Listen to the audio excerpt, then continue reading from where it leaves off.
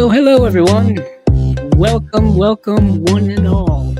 Welcome back to another episode, another spine number of Chasing Labels. We are on spine number 147, according to my count here. Um, and we are back here once again to get into uh, all of the things, well, many of the things that have happened in the world of boutique label movie collecting over the last 2 weeks. A bunch of announcements happened towards the end of August of 2024. If you're listening to this in the future, welcome to the past, essentially. This is going to be a very heavy episode when it comes to the different slates that have been announced over the last 2 weeks. Once again, towards the end of the month, and the last week of the month, the last several days of the month, there's just an absolute floodgates wide open of stuff that gets announced, and there was a ton. There was a ton. So this is going to be pretty much an entirely slate-filled episode of Chasing Label. It's going to be slates galore. We got everybody from Vinegar Syndrome to Second Sight had announcements. Our good buddies over at Kino, Arrow, Eureka, Warner Archive snuck in there at the last second. Completely forgot about those guys, but they snuck in at the last second. I think they dropped this past Friday, which was right towards the end of the month. So we will get into all of that. I've got a whole list of notes. I watched a bunch of movies. Thank you all here for joining me on Chasing Labels. I'm your host, Andrew. If you are joining us here for the first time, welcome. Glad to have you here. If you're listening on the audio podcast, welcome there. If you're watching the live stream, if you're watching the later broadcast of the live stream, welcome there as well. But before we get into it, there was a sale that happened over that started last week. Completely didn't even think that it was coming. That was the Arrow sale over at Barnes and Noble. I know everybody touts the Criterion sale that happens at Barnes and Noble twice every year, but they do have a 50% off Arrow sale as well. That's both online and in store. And it caught me a little bit off guard, but luckily I always have several Arrow releases that I want. Well, the list is ever growing because every month we get new announcements, just like we're going to cover here today. So this weekend, or this past Friday, I went over to my local Barnes & Noble and picked up 3 releases. And my local Barnes & Noble doesn't get a lot of Arrow stuff. They don't have a lot on their shelves. Some newer releases they get here and there. Some stuff that's been sitting on shelves for months or a year that no one seems to buy. And I don't think people are aware is even there. But what was the most odd thing about it, I don't know if this has happened to many of you at home, is if you go onto Barnes & Noble's website, or if you go onto their app, you can check the inventories at your local stores. And I always like to do that because, I want to know if what I want to buy is actually there before I go make the trip there. Both the Barnes & Noble website and the Barnes & Noble app said that all of these were not in stock. But I decided to go there anyway, just on a whim, just because I had because I just wanted to go somewhere on a Friday, essentially. And movie shopping is one of my favorite destination and things to do. So I got 3 releases from Arrow at the Barnes & Noble sale. First up here is something I've been wanting to get for months, is Narc on 4K. I've only ever had Narc on a used DVD. That's all I've ever had Narc on. And I've been wanting to upgrade this ever since I heard this announcement. I wanted to upgrade it when we got it from Australia, when Imprint, I believe, was in one of the box sets over on Imprint. But I got this release here. I wanted to get this for my birthday, actually, back in June. But luckily I waited, so I got it for 50% off, about $25, which I think is a sale for an Arrow 4K release. $25. Thank you, thank you very much. So I picked that up. I saw it there during the Criterion sale. They had 1 copy, and I was like, I just left it there just because I was Criterion focused at the time. Then next up, I got The Man from Uncle, which is a recent release. This is part of the distribution deal that Arrow has going on now with Warner Brothers, which I think they just one of the releases they announced during their new release announcements is also from that deal as well. There was this that they announced. They announced that double feature of Clash of the Titans and Wrath of the Titans, which is now out and part of the sale. But yeah, I got this. So this will be an upgrade from the Blu-ray that I have. So this is a nice addition here. The Guy Ritchie film from a few years ago, which I still think is rather underrated. People kind of don't talk about it that much, unfortunately. I think a lot of it has to do now with Army Hammer kind of not being around. His career is kind of done. Um, but and then lastly here, I've got Night Falls on Manhattan just on Blu-ray. This is the Sidney Lumet film. I remember I talked about this when it was announced. I watched it when it was announced here on Chasing Labels, and this is a nice deluxe edition of a Sidney Lumet film. I will never not say no to that. I have a Sidney Lumet section in my collection, so I had to add to it. This film is one of several of his movies dealing with like police corruption. That seemed to be a big thing with Sidney Lumet. He did it in Serpico. He did it with I have it here actually. Prince of the City. Prince of the City, which is another film dealing with police corruption. This movie stars Andy Garcia. I got a nice slipcover here, and then we've got just the Blu-ray here with special features and booklet and such. Very cool. So I believe the Arrow 50% off sale is happening at Barnes & Noble for a month. I think it's going till the 29th of September. At least that's what I saw on the Blu-ray.com forum. So if you haven't partaken in it yet and you want to, you still have some time. Hopefully it does last all the month long. We do have some comments coming in now. Hello, Nancy. Welcome. Hello. Speaking of, thank you, Nancy. I order anything from Vinegar Syndrome? They just had their what was it, Totally Rad sale over the weekend, and along with their announcements, I did end up ordering one thing. I ordered Little Darlings, the cinematograph release. That was their first cinematograph release. I'm probably mispronouncing that completely wrong. But that just seems to be what we do here on Chasing Labels, mispronounce things.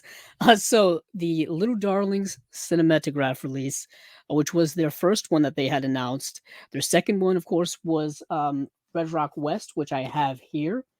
When it comes to these releases, I do want to continue to get them. I'm waiting, of course, for them to go on sale, which is, I think, a little bit of an inevitability because I guess they want them to sell. There's still about 1,300 copies left of Little Darlings. I know there's only standard editions left of this, but I think the rest of the releases, including the one that was announced that we're going to go over here today, has plenty of copies left. These are nice digibook, digipack releases, media book releases, whatever you want to refer to them. But I did order that one. Good evening, Jeff. Good evening. Great performance from Ray Liotta. I'm assuming you're meaning Narc.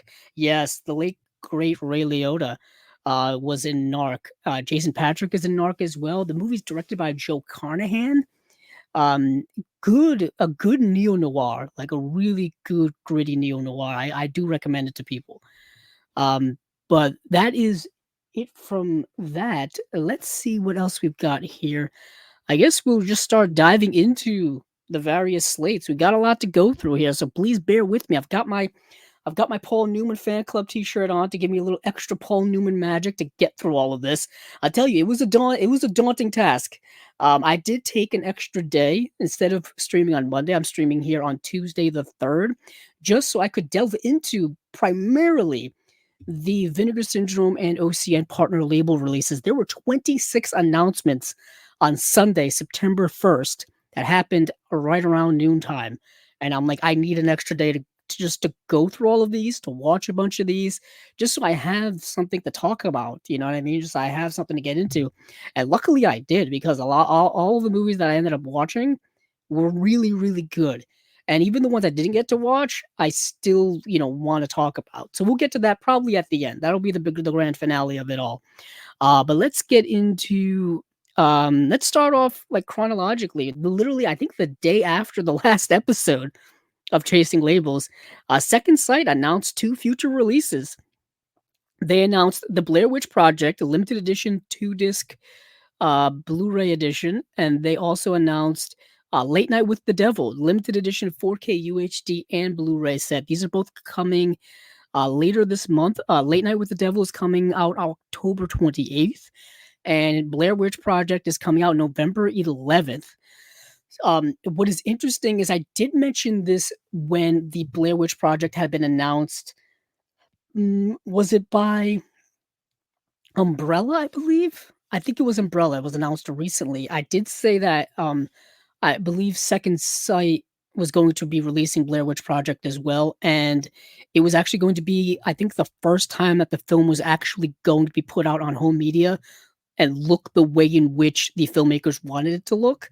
I believe framing wise and something like that.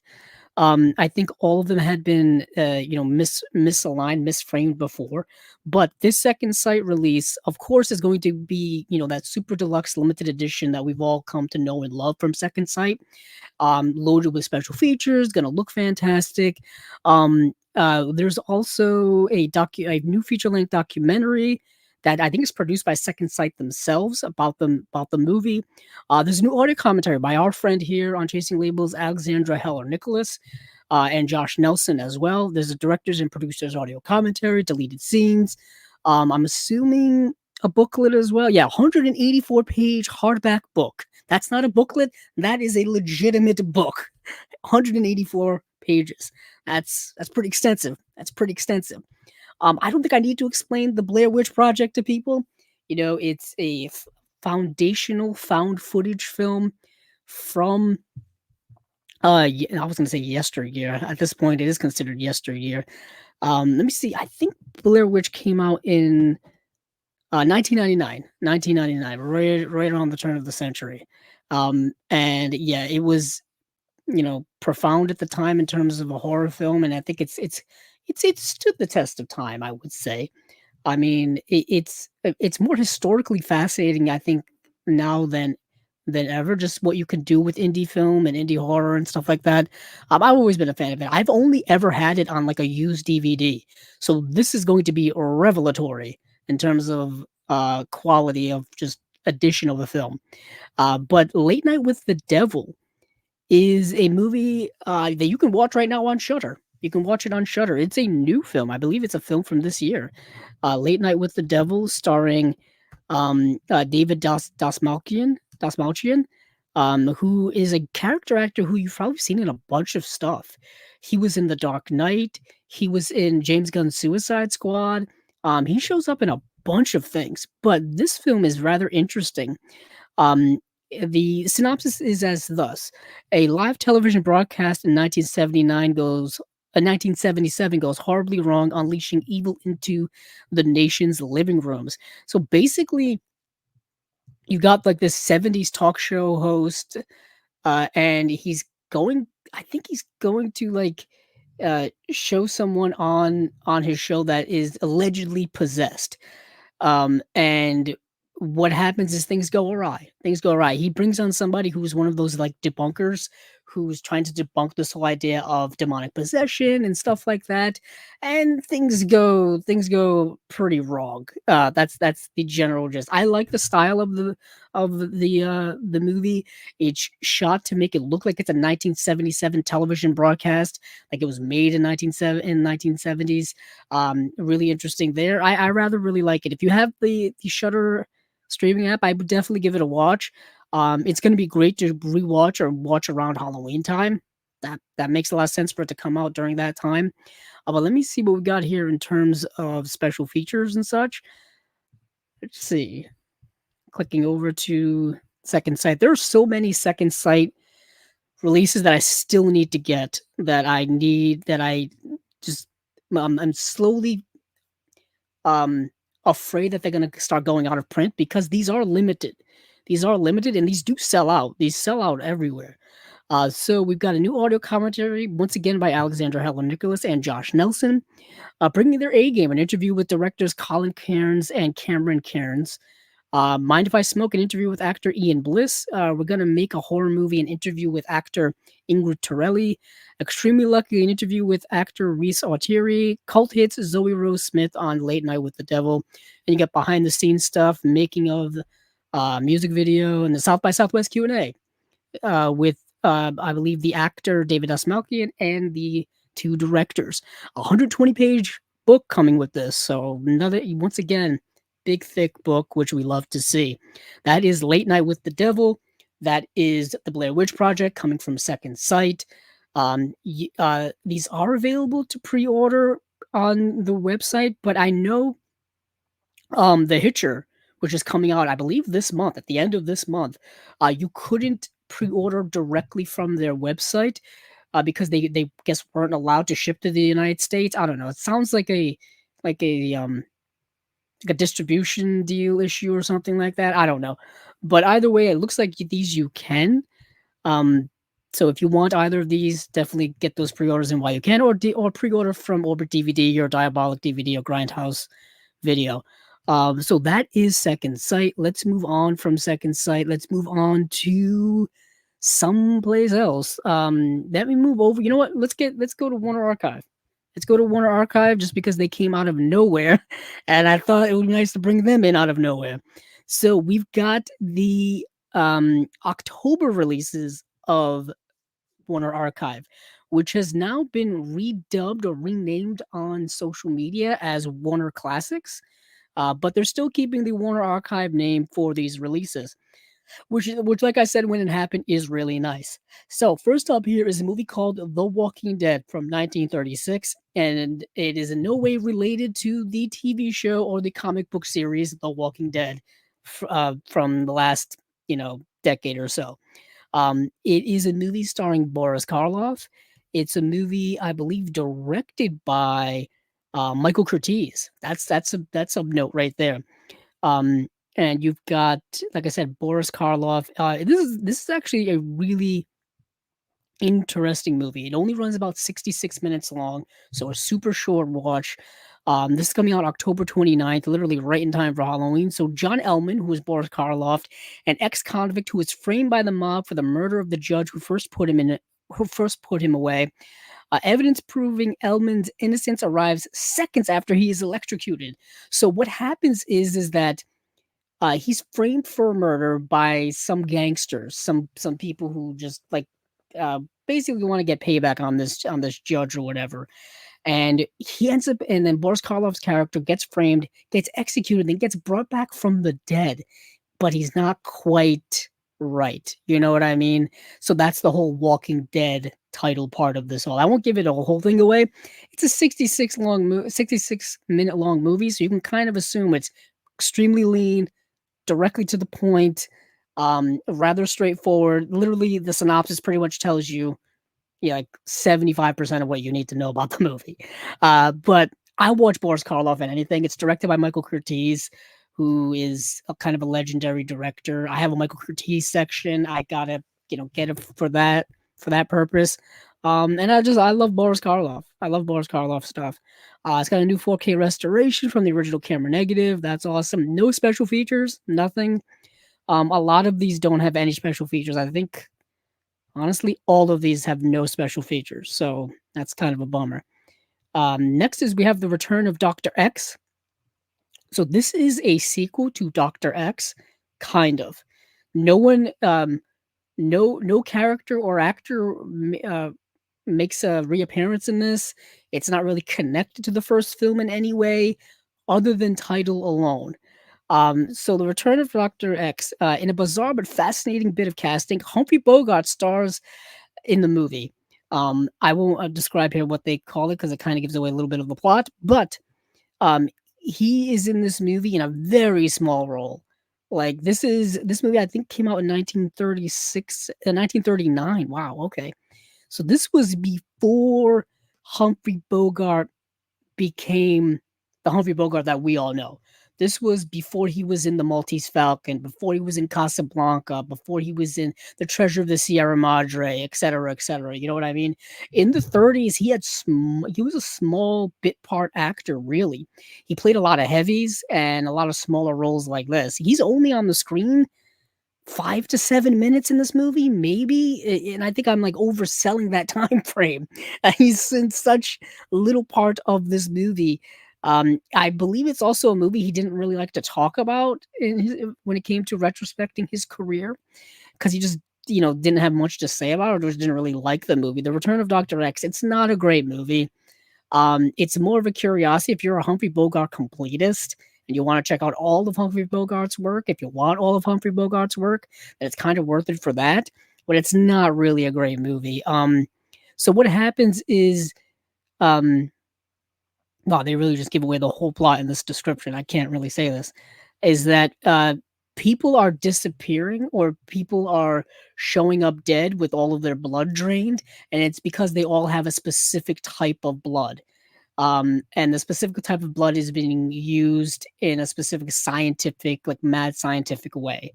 And there's this newspaper man, this reporter who's kind of tracking this down.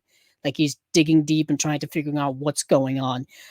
He starts off with finding a woman's body and then writing about it in the newspaper, and then the cops come, and then the body's gone. And he's like, "Why, she was here. Where did she go?" And then she shows up like alive, like later on. So it's like, what's going on here when it comes to death and life, and what's going on here when it comes to, um, yeah, people being revived from the dead somehow. You know what I mean? Or what's going on? So the movie's getting into that. It's another short run film, 62 minutes long. It's even shorter than the previous film we talked about. It's even shorter than The Walking Dead. But that's The Return of Dr. X. Not really great. Next is The Beast with Five Fingers. I also want to say that Return of Dr. X 4K restoration from the original camera negative again. The Beast with Five Fingers. This movie stars Peter Lorre is in this film. He's the highlight of this movie. He is the real highlight of this movie. So Hillary Cummins, the devoted secretary to wheelchair-bound piano virtuoso Francis Ingram, has a passion for the occult. Pouring through every book on the supernatural he can find in Ingram's vast library, Hillary begins to imagine strange and terrifying things. Hillary is the Peter Lorre character. But after Ingram's tragic death, the line between reality and unimaginable terror is blurred as the severed hand from Ingram's corpse begins killing everyone in the villa. So, yes, it is a possessed hand murdering people movie. As weird as that may sound. Um, it's something that's been done in horror movies before. Well, after this, where some type of appendage will come back from the dead, a severed hand, a severed head, something like that will come back to haunt or maim or do whatever to people. You know what I mean? And this movie, that happens, and Peter Lorre is seeing it, and he's hearing the piano being played, and he's kind of losing his mind. He's great in this movie. He's kind of the reason to watch this movie. It's a fun watch. It's a really fun watch. If you're a fan of Peter Lorre, I'd recommend it. I would really recommend it. It's yeah, it's fun. So let me go back and see what else is on the list from Warner Archive. Oh, for your consideration. For your consideration is a Christopher Guest movie. So if you're a fan of A Mighty Wind, Best in Show, Waiting for Guffman, the movies like that, for your consideration is right up your alley. Like this is your type of movie.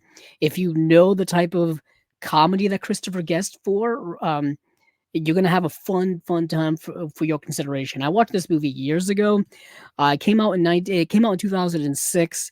And I think I watched it streaming somewhere. It was either on the Criterion Channel, or it was on Filmstruck or TCM on demand or something like that.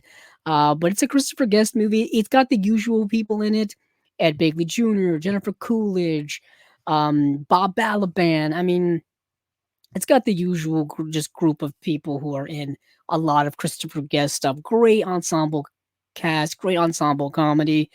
Just a lot of fun. It's a lot of fun. It's satirizing like the Academy Awards and the Oscars. Hence the title of the movie, For Your Consideration, and that typical Christopher Guest mockumentary style. So yeah, this is gonna go right into my Christopher Guest section. It really is. This was a nice surprise, a real nice surprise. This is coming out October 29th as well. I think these are all coming out October 29th, to be honest. Yeah, looks like all October 29th. Um, and then we've got a movie called Sweethearts, which I did not get to see. I did not get to see this at all. This is a Technicolor film, directed by W.S. Van Dyke and Robert Z. Leonard. A team behind a successful Broadway production tries to stop the married stars from transitioning to Hollywood. It's starring Jeanette MacDonald, Nelson Eddy, Frank Morgan, Ray Bolger, Florence Rice, and Misha Auer. I did not get to see this movie, so I don't know much about it, other than the director is really good, and it's a Technicolor film, so it's definitely something up my alley. So Broadway's Gwen Marlowe and Ernest Lane are sweethearts on stage as stars of Victor Herbert's operetta and offstage as happily marrieds. Then Hollywood beckons, and their fretful stage producer puts the kibosh on any Tinseltown plans by trumping up a romantic triangle that sets the lovebirds feuding. Notable as Metro Goldwyn Mayer's MGM's first feature film shot in three-color Technicolor process, a 24-karat golden age singing team of Jeanette MacDonald and Nelson Eddy are at their absolute best in this lavish, gossamer weight box office smash, glittering with songs that highlight their superb voices. Director W.S. Van Dyke provides sophistication. The Dorothy Parker, Alan Campbell script provides a rapier wit, and the Oscar-winning cinematography provides proof the ravishing red-haired MacDonald was born for Technicolor. That's interesting. It's the first three-strip Technicolor that MGM did. So this was 1938. So this was right before the year of Technicolor in 1939, which had The Wizard of Oz and Gone with the Wind. Interesting. You know what I mean? Very interesting. I love Technicolor, the old school Technicolor, three-strip Technicolor. There's something just ravishingly gorgeous about it. It's interesting how a lot of the original elements for those films are no longer around, so we're kind of dealing with less than perfect elements when it comes to restorations and things like that. But here they make note that the 4K restoration was from the Technicolor Separation Master Positives. So that's interesting. So they don't have the original, negative or anything like that. All they have is the positive, which is, work with what you have. Work with the best things you can find at this point in 2024. Save what you can. So that is it for Warner Archive. They do have a television series here, A Man Called Shenandoah. I'll just show that. It's a 4-disc set, new 4K restoration from original camera negative. It's a Western series from 1965. I believe looks like it ran for one season, 1965 to 1966. I'm glad that they're starting to do that through their Warner Archive line. That Warner Brothers is putting out a lot of their older catalog TV series on Blu-ray through their Warner Archive line. And just in general, I'm a big fan of TV on home video, TV on DVD, TV on Blu-ray, TV on 4K, which is slowly becoming a thing. I mean, we still need to get to that Blu-ray stage before we can get to the 4K stage, but any progress is better than no progress. But we've got some other comments here before we move on from Warner Archive. Josie's here. Hello, Josie. Let's see. What has Josie been up to? I just finished reading Speculation by Nisi Shawl. I think Shawl, great book. Nice. Let's see. Another good book I read recently was Spindlefish and Stars by Christian Andrews. Nice. I'm always looking for new things to add to my reading list. I actually did some thrift store book buying recently. I got 2 stacks of books that I went through. I love doing book shopping at thrift stores because you find the books so much cheaper than in regular bookstores and online, and sometimes you find them in near perfect condition or pretty close to perfect condition, which is super awesome. I also live in a college heavy area, So there's so many books that I'm assuming students have to get for school that they just don't want after, so they just, you know, donate them to the local thrift stores and whatnot. So that's when I scoop in. That's when I swoop in, scoop up stuff. Is all that stuff. So first time watches for Josie. Let's see, 1201. 19 from 1993, Horrors of the Malformed Band from 1969, Captain Clegg. I've talked about Captain Clegg. Story of a 3-Day Past is very good from 1967. That's a very good movie. The Good Times Kid from 2005, Gattaca from 97. Gattaca is a great movie. Gattaca is a fascinating movie. I've been wanting to rewatch it for years.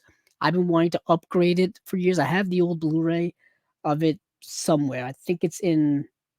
I'm looking over at my drama section now. I think it's there, or it's someplace else. I think that's Gattaca right there. Yep, that's Gattaca. I'm looking at it. It is in the drama section. Okay. So that's Gattaca. Quartermass Experiment. I don't think I've ever seen that, but I've seen that on so many lists, and I've seen the Blu-ray be listed so many times. What else we have here? Let's see.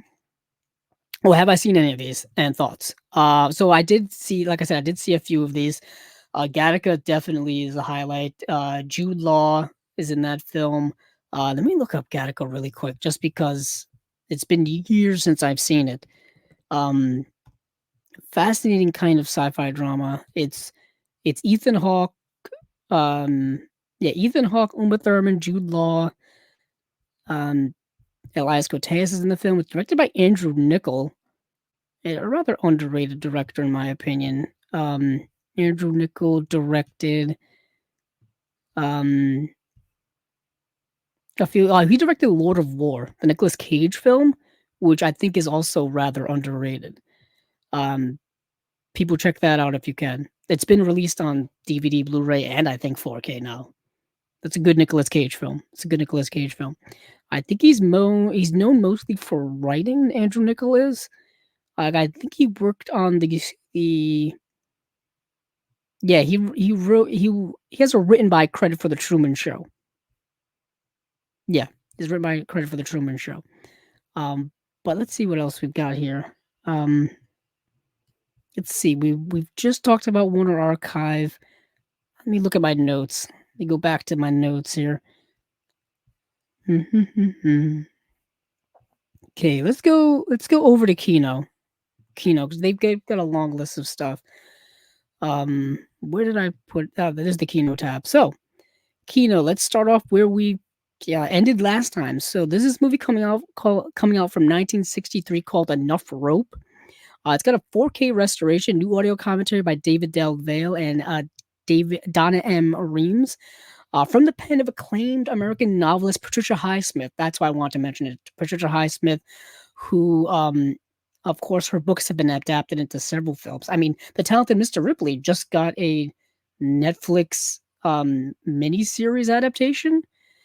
So it's still happening to this day. So from the pen of acclaimed American novelist Patricia Highsmith comes this rare gem of French neo-noir, Enough Rope, or Le Meurtrier, directed by Claude Autant-Lara, who directed Devil in the Flesh. Cool title. In a world inhabited by killers and cheats, architect Walter Sicard is unhappily married to Clara. His idle interest in the spousal murder case of bookseller Melicor Kimmel becomes something more intense when the accused is acquitted and Walter, who believes him guilty, strikes up his acquaintance. When Clara is found dead, Kimmel in turn believes Walter responsible, while a detective suspects the two deaths to be connected in this twisting, suspense-drenched masterpiece of mainstream French cinema, made at the height of the Nouvelle Vague, which is the new wave. Co-starring Marina Valeri, and based on Highsmith's third novel, The Blunderer. I have to read, speaking of books earlier, I have to read Patricia Highsmith's work. I know I have a copy of The Talented Mr. Ripley. I know speaking of a thrift shop book buy from a few years ago, I know I have it. But I have to get her other books because I've just been interested in her work for many, many years. So that's Enough Rope, an interesting French film. Next, we got details on the the Rules of Engagement, which I've talked about already. Rules of Engagement is getting a 4K UHD release. It's coming out October 22nd, and we've got basically a list of these special features. It's a 2-disc edition, 4K UHD disc, as well as a Blu-ray. It's coming from brand new HDR Dolby Vision Master from 4K scan of the original camera negative. Audio commentary by the late, great director William Friedkin himself. That's awesome. And that's it for special features. Oh, no, there's a look inside interviews with cast and crew. Sorry, I lied. There's that. But this is, yes, like I said, this is a William Friedkin film. I got to get this movie. I talked about it when it was announced, so I won't really delve into it too much. It's dealing with a military court case predominantly in it. But next we've got once again another film noir box set. Film noir is heavy on the Kino Lorber slate for this fall and in the future. This is Film Noir: The Dark Side of Cinema, Volume 25. We just talked about the previous three in I think the last episode. So of Chasing Labels. So we're back here once again. So we've got The Flame from 1947, The City That Never Sleeps from 1953, and then Hell's Half Acre from 1954. These are all Paramount films, and these are all from 2017 HD Masters by Paramount. So this is from the Kino and Paramount deal that they've got going on. That's where these movies are from. The Flame, yeah, I was gonna say it's The Flame, City That Never Sleeps, and Hell's Half Acre. The only one of these films I think I've seen is The City That Never Sleeps. Um, and it's good. These are fine. These are fine noirs. You know what I mean? These aren't the top flight A-list noirs, but they're good. If you're a fan of noir and you're like a noir completist, or if you just want an array of noir films in your collection, then these box sets are affordable and they're of decent quality, and the movies are okay. So you're kind of good here. Get these. I wouldn't say as cheap as you get, but I think if I was buying them, frequently as many others do, the $20 to $25 range for these is probably great. You know what I mean? I think you want to keep it around, $10 and under per movie. That's just my philosophy. But if you've got the cash to pay full price for these, go right ahead. Go right ahead. But then moving on from there, we've got Scars of Dracula. This is a Christopher Lee as Dracula film. There are several Christopher Lee as Dracula films from Hammer Horror, and this is one of them. This most recently and currently, you can still get this release, was put out by Shout Studios. This was just part of their going out of print sale, was Scars of Dracula. And obviously, we know why it was going out of print, because the rights have been scooped up by Kino. So Kino is putting their version of this out, but not only are they re-releasing it on Blu-ray, they're giving this a 4K UHD release. So that will be an upgrade over the Blu-ray release that Shout Studios was putting out. When it comes to special features, they haven't given us any type of details about that. We don't even have a date yet for when this is coming out. It just says coming soon. So this could be out next year for all we know. But I will buy anything Christopher Lee and Dracula related. You know what I mean? Christopher Lee as Dracula. You know what I mean? I've got several of them in my collection. I still need to get a few more of those Hammer films. Warner Brothers has put out a few of them here, and I've got to get my hands on those. But yeah, I'm all in on Christopher Lee every time. Every time one of his movies comes out. So, moving on from there, we've got a movie called Fright from 1971. This is coming out October 22nd on 4K UHD. Now, this movie has already gotten a release someplace else. Let me take a look here. Fright 1971. Yeah, so this movie has a Blu-ray release from Shout Factory in 2019. This is another one that Shout Factory / Shout Studios had already put this out on Blu-ray a number of years ago, and then no longer have the rights. So I'm assuming Kino has scooped up the rights and putting it out in 4K UHD. Now, like I said, I think this actually has a date. Yeah, this actually has a date. This has a date of October 22nd. We're getting it's a 4K UHD disc, a Blu-ray disc, 2018 UHD SDR master. So not a Dolby Vision, not HDR, from a 4K scan of the 35 millimeter original camera negative. I have to assume that's the same master that Shout used for their release, and it's got a new commentary by film historian Howard S. Berger, and then an interview with film historian Kim Newman as well on the Blu-ray. Now, this is an interesting movie. It is a British film.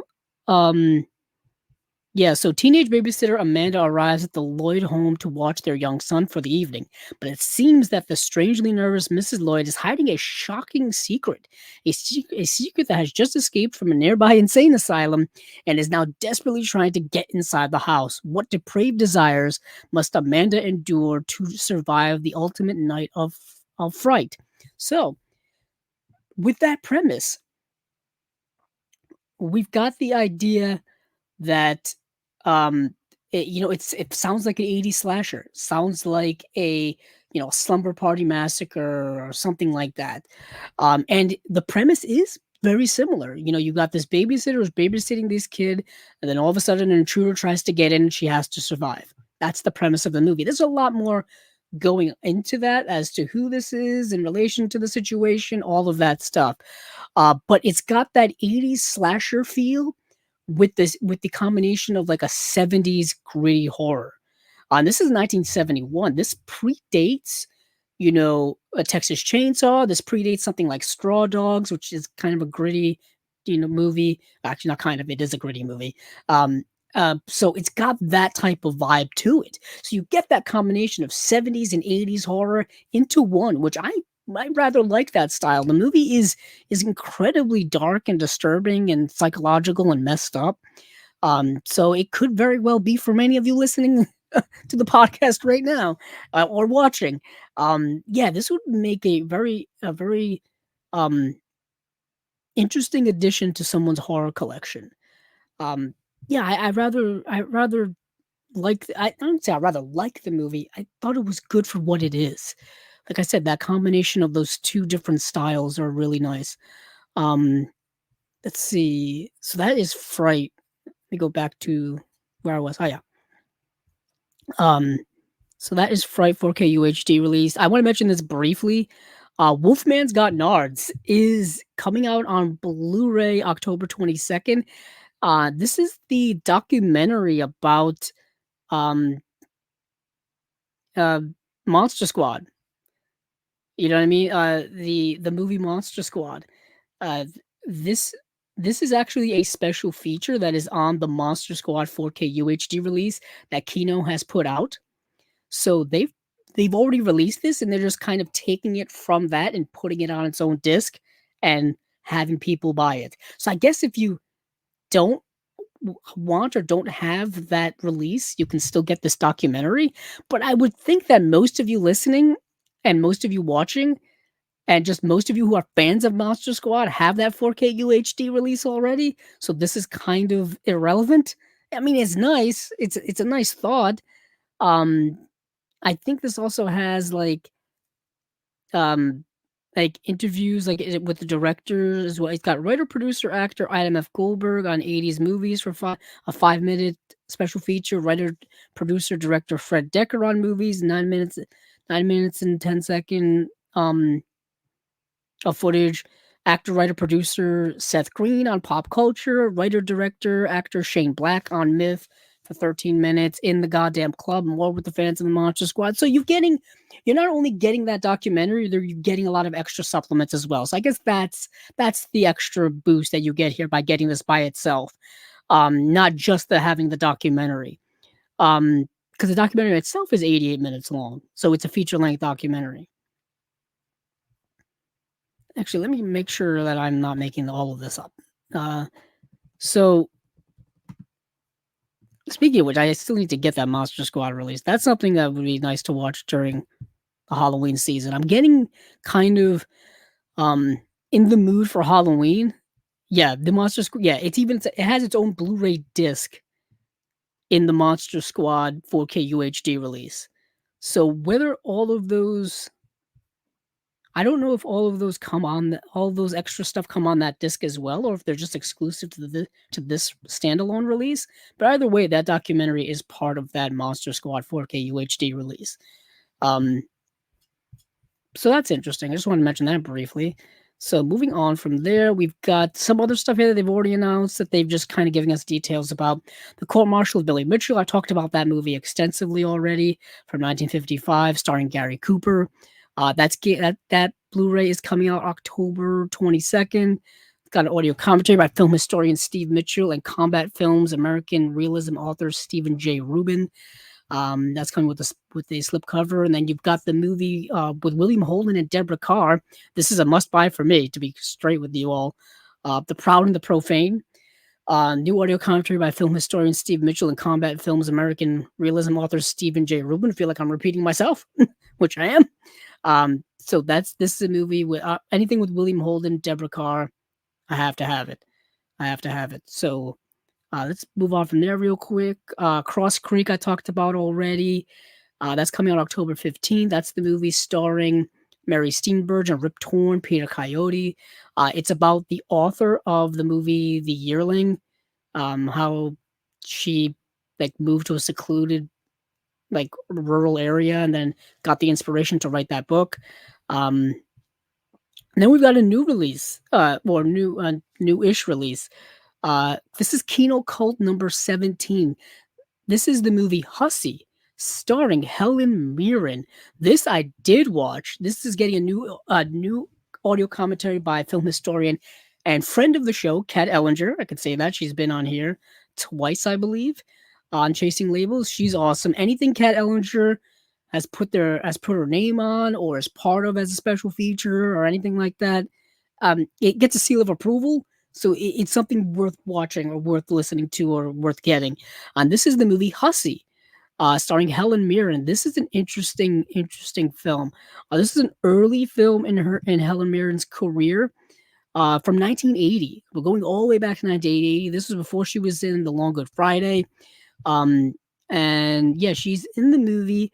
So Betty who is portrayed by Helen Mirren, is a prostitute working out of a high-class London cabaret where Emery is a technician. They begin an affair encumbered by her job, his lack of money, and their past. She has an abusive former lover. She has a 10-year-old son. And basically this movie is kind of about these two people trying to have this relationship, but with all of these various, things going on in their lives, and how much that impacts them being able to be together. And so it's a movie that's a romance drama, all of that stuff. The movie does have extent, it's dealing with prostitution, it's dealing with the cabaret, it's risque, it's women walking around in various, revealing clothing. There's a lot of nudity in the film as well, sex scenes, things like that. So if that is something that's, interests you as a viewer, then you'll get a lot of that in this. I think that's what puts it in the Kino Cult area of it all, is the risqueness of the nudity and stuff like that. But when it comes to a lot of the other Kino Cult stuff that I've seen, this is very tame by comparison. Very tame by comparison. Certainly, the first couple of releases that they had that was directed by Jess Franco, it's nothing like that. Nothing like that. But yeah, if you're a fan of Helen Mirren, you should give this movie a watch. So that is Hussy. And then we got I've already talked about Meryl Streep in the movie Plenty. The classic Ghost, the 1970s Gothic television. I talked about that last time. This is actually Kino Cult number 18. That's new information, coming out October 27th. It's 5 episodes on 2 dual layer discs. It interviews with a bunch of people in here. With a bunch of contributors. It's very Amanda Reyes, who's from Made for TV Mayhem. I know who she is. She has an interview on here. So yeah, this is an interesting release.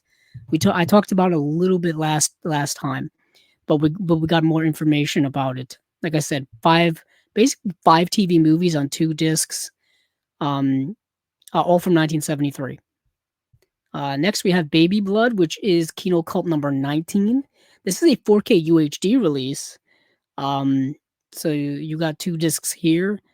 Um, this is a kind of this is a cult kind of gory movie.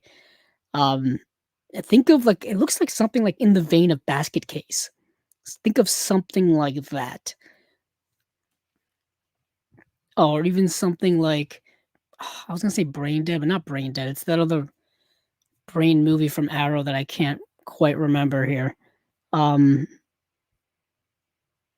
let's see. I'm moving right along. I'm sorry, I'm going through these really quickly because we got so much to talk about. And a lot of these are things I just didn't get a chance to see or don't know much about. But this movie I did see before. This is Arabesque from 1966. This is a movie starring Gregory Peck and Sophia Loren. They released this on Blu-ray a couple of years ago, and now they're upgrading it to 4K UHD release. This is coming out October 29th. This is a romance espionage film with Gregory Peck and Sophia Loren, directed by Stanley Donen, who did Singing in the Rain. He did Charade, a bunch of other movies as well. And I really like this movie. An American hieroglyphics professor, Gregory Peck, is hired by a mysterious Arab oil magnate to decipher a secret message. When the hidden meaning is revealed, the chase is on as he and the oil magnate's exotic yet unpredictable companion, Sophia Loren, find themselves caught in the middle of an assassination plot. The great Stanley Donen directed this exciting romantic thriller that features the stylish music of Henry Mancini, who did The Pink Panther, Touch of Evil. He did a bunch of other things, and the acting talents of Alan Bedell from Force 10 from Navarone. So this is this is a fun movie. It's a fun, like I said, espionage romance thriller. Um, it's kind of like Stanley Donen doing a Hitchcock film, like a North by Northwest, but with Gregory Peck and Sophia Loren. The 4K I hope is going to look fantastic. The Blu-ray I think looked okay. I don't have it, but I've coincidentally been wanting to buy it for a while because it was in uh, uh those various Kino sales that they've been doing. And it always is in there for like rather cheap. And I'm like, should I get it? Should I not get it? Luckily, I waited, and the 4K is coming out of it. Next, we've got a Barbara Stanwyck film, also starring Ray Milland, and this is California in Technicolor. California from 1947. Barbara Stanwyck, Ray Milland. Let me see if I can get a. It's coming in November. Doesn't even give us a date. Let me see if I can get a synopsis of this because I am incredibly intrigued by it. It is available to watch on Tubi right now if you want to give this movie a watch. If you're a big fan of Ray Milland and Barbara Stanwyck, epic account of how California became a state, featuring a wagon train, the gold rush, a wicked saloon queen, and an evil profiteer. Directed by John Farrow. John Farrow, he pops up every now and then. He directed Around the World in 80 Days. Well, a couple of sequences in there. He directed The Big Clock. He's directed a bunch of like lesser film noirs. That's kind of a mean thing to say, but he's directed Botany Bay, Hondo with John Wayne, Submarine Command, His Kind of Woman, Red Mountain. So you've seen like his name around here. Where Danger Lives, Alias Nick Beale, Night Has a Thousand Eyes with Edward G. Robinson. That movie is being put out by everyone seemingly. It's got a Blu-ray book coming out from everywhere. But yeah, so you understand what I'm saying. He's a workman's director. He's kind of an everyman director. He just constantly working, a working director. He also directed The Five Came Back, um, things like that. So this is definitely intriguing to me. This is a movie that I buy when it's on sale at one of their sales for like under $10. And I'll buy it just because like, oh, I know Barbara Stanwyck, I know Ray Milland. That's how I buy a lot of that stuff the blind buy stuff. I go by who was in it or who's directed it. That's how I make the judgments. So that's pretty cool. Let's see. Moving back here, that's California. What else do we've got here? Oh, Danger Diabolik. So Danger Diabolik, that cult film, is getting a 4K UHD release. And it just says coming soon. Doesn't tell us when. but directed by Mario Bava, who directed Black Sunday, Black Sabbath, The Whip and the Body, Planet of the Vampires, and Bay of Blood. You know who Mario Bava is. Well, many of you should know or do know, but those of you who don't should know who Mario Bava is. Um, so yeah, this is Danger Diabolik. This movie, I believe, has been released before a few times. Let me take a look. Danger Diabolik. Yeah, it's been released back in 2020 by Shout Factory. This is another Shout Factory, Shout Studio release that's getting a re-release from Kino. Let me see if it got a release in other places. Yeah, I believe it's been released in in Australia. It looks like it got it. Yeah, it got an imprint release in Australia back in 2020. It was imprint release number 12. So that's an early release from them. So this is getting a 4K UHD release sometime in the future from um Kino, Danger Diabolik, Mario Bava. I have a feeling this is going to sell very well. Um I just have that feeling. So and now lastly here, which was announced a few well now announced yesterday is Top Copy. The movie, I believe the MGM film. Yes, a skillful blend of romance, adventure, and comedy from Jules Dassin. I need to get this movie now.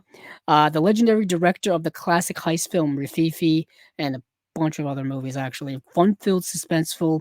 It's an incredibly ingenious affair and a considerable pleasure to watch. Trouble brews beneath the exotically curved towers of Istanbul when the equally exotic and equally curved Elizabeth Lip, Melinda Mercury, recruits her former lover, Maximilian Schell, in a scheme to heist the pride of the city's top copy museum, a jewel-encrusted dagger. But the job soon turns into a high-tension, high-wire act when the bumbling fall guy and other amateurs they've hired as help get more than they bargained for.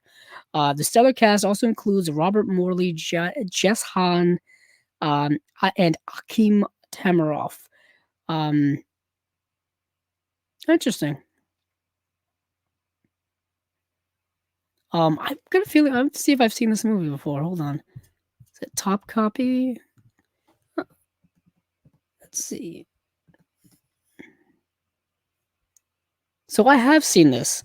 Okay, so I've seen this. Yeah, this is the Jules Dassin film from 1964. Um, he liked to do those heist movies. Like you just mentioned, he did a Rafifi, but he also did um Night in the City. He also did Brute Force, which is a great film. Um, I've seen a lot of Jules Dastin stuff. I have a few Jules Dastin in my collection as well. This is one I'm definitely going to be adding. Um, yeah, so that's a nice surprise. That's a nice surprise. It's getting it's brand new 4K restoration by MGM, audio commentary by film historian, writer Julie Kirgo and writer filmmaker Peter Hankoff. It's got a slipcover here, which for the slipcover enthusiasts like myself will love to see that. Yeah, I want to see if Top Copy. I think this may be a re-release. Hold on. Yeah, Top Copy has been released back in 2014 by Kino. So this is a re-release of a movie they came out with 10 years ago. Jeez. That seems like forever ago at this point. Yep. So, Alias Nick Beale, Jeff asks here, how is Alias Nick Beale? Many times I've almost bought it. You know how many times I've almost bought that movie myself? Many times. I don't think I've seen Alias Nick Beale. Hold on. I've seen so many film noirs, I forget which ones I have seen. So I have not seen Alias Nick Beale from 1949. Although I've also almost bought it on so many occasions because it is always cheap and always on sale, and I always see it on like film noir movie lists. I've always seen it, like on there kicking around. I gotta give it a watch. Maybe Noirvember is coming up. It's coming up in November. Maybe that'll be something I watch for Noirvember, or maybe I'll get the Blu-ray and I'll watch it for an unwatched pile or something. This seems like an interesting idea. Speaking of the unwatched pile, We did our most recent episode on Watch Pile number 15 last week, last Tuesday, a week from today, a week ago today. Stephen and I, we did it solo. We usually have a guest on, but due to scheduling and things like that, we did it. We just did it with ourselves. Uh, just us, sharing some movies and sharing some things we would pair up with the movies that we watched for the first time. I watched the movie Heaven's Gate, the extremely long Michael Cimino film from the late 1970s, and I paired it up with Mate One, the John Sayles film, much shorter John Sayles film. Um, so that was a fun time. That was a fun time. But moving on from there, let's see what else we've got. Let me look at my notes. So Kino had a lot. We did one archive. Let's you know what? Let's go to Imprint. Let's go to Imprint. Let's go sail across the water to Imprint. Imprint had quite a week in the last week. So they first of all teased us with their first four 4K UHD releases that they were going to put out as part of their Imprint line. They've not delved into 4K yet, at least from my recollection, and they are as of these releases, they are 368 um, releases into their Imprint line. So they hadn't put out a 4K until now, until these four, until 365, no, 365, 66, 67, 68. So they basically teased us and then released one per day of these really super deluxe 4K UHD releases. And when I mean super deluxe, these are not only expensive, but they are loaded special features release, and they they really went all out. They really went all out. The first one they announced was Convoy, the Sam Peckinpah film Convoy. This is actually commercially Sam Peckinpah's most successful movie. It made, I think, the most money of any movie that he ever made. Um, and to me, it's his most un-Sam Peckinpah-esque type of movie. It's kind of his most, I wouldn't say bland. Bland sounds so negative. But when I think of Sam Peckinpah, this is not necessarily the movie I think of. Convoy came out in 1978. There's been a Blu-ray released here in the US by Kino back in 2015, and there was a release by Studio Canal on Blu-ray in 2013, and coincidentally, the master that was used for the 2015 Kino release of Convoy was the one that Studio Canal used in 2013. So this movie was in desperate need of some type of remastered re-release, and that's what we got here in 4K UHD from Imprint. This is Imprint number 368 Convoy. It has all of the special features that at least the Kino release has, plus a lot more. So that's what really makes this film worth it. So HDR10 presentation on 4K restored from the original elements by Studio Canal. That leads me to believe, let me go take a quick look here, that Convoy will be getting, Convoy is getting a 4K Steelbook by Studio Canal on October 28th. So that will be coming this year. And then we will be getting this release. Uh, when does it say? I think that's coming around the same time. Hold on. Why don't they have it? So Convoy 4K.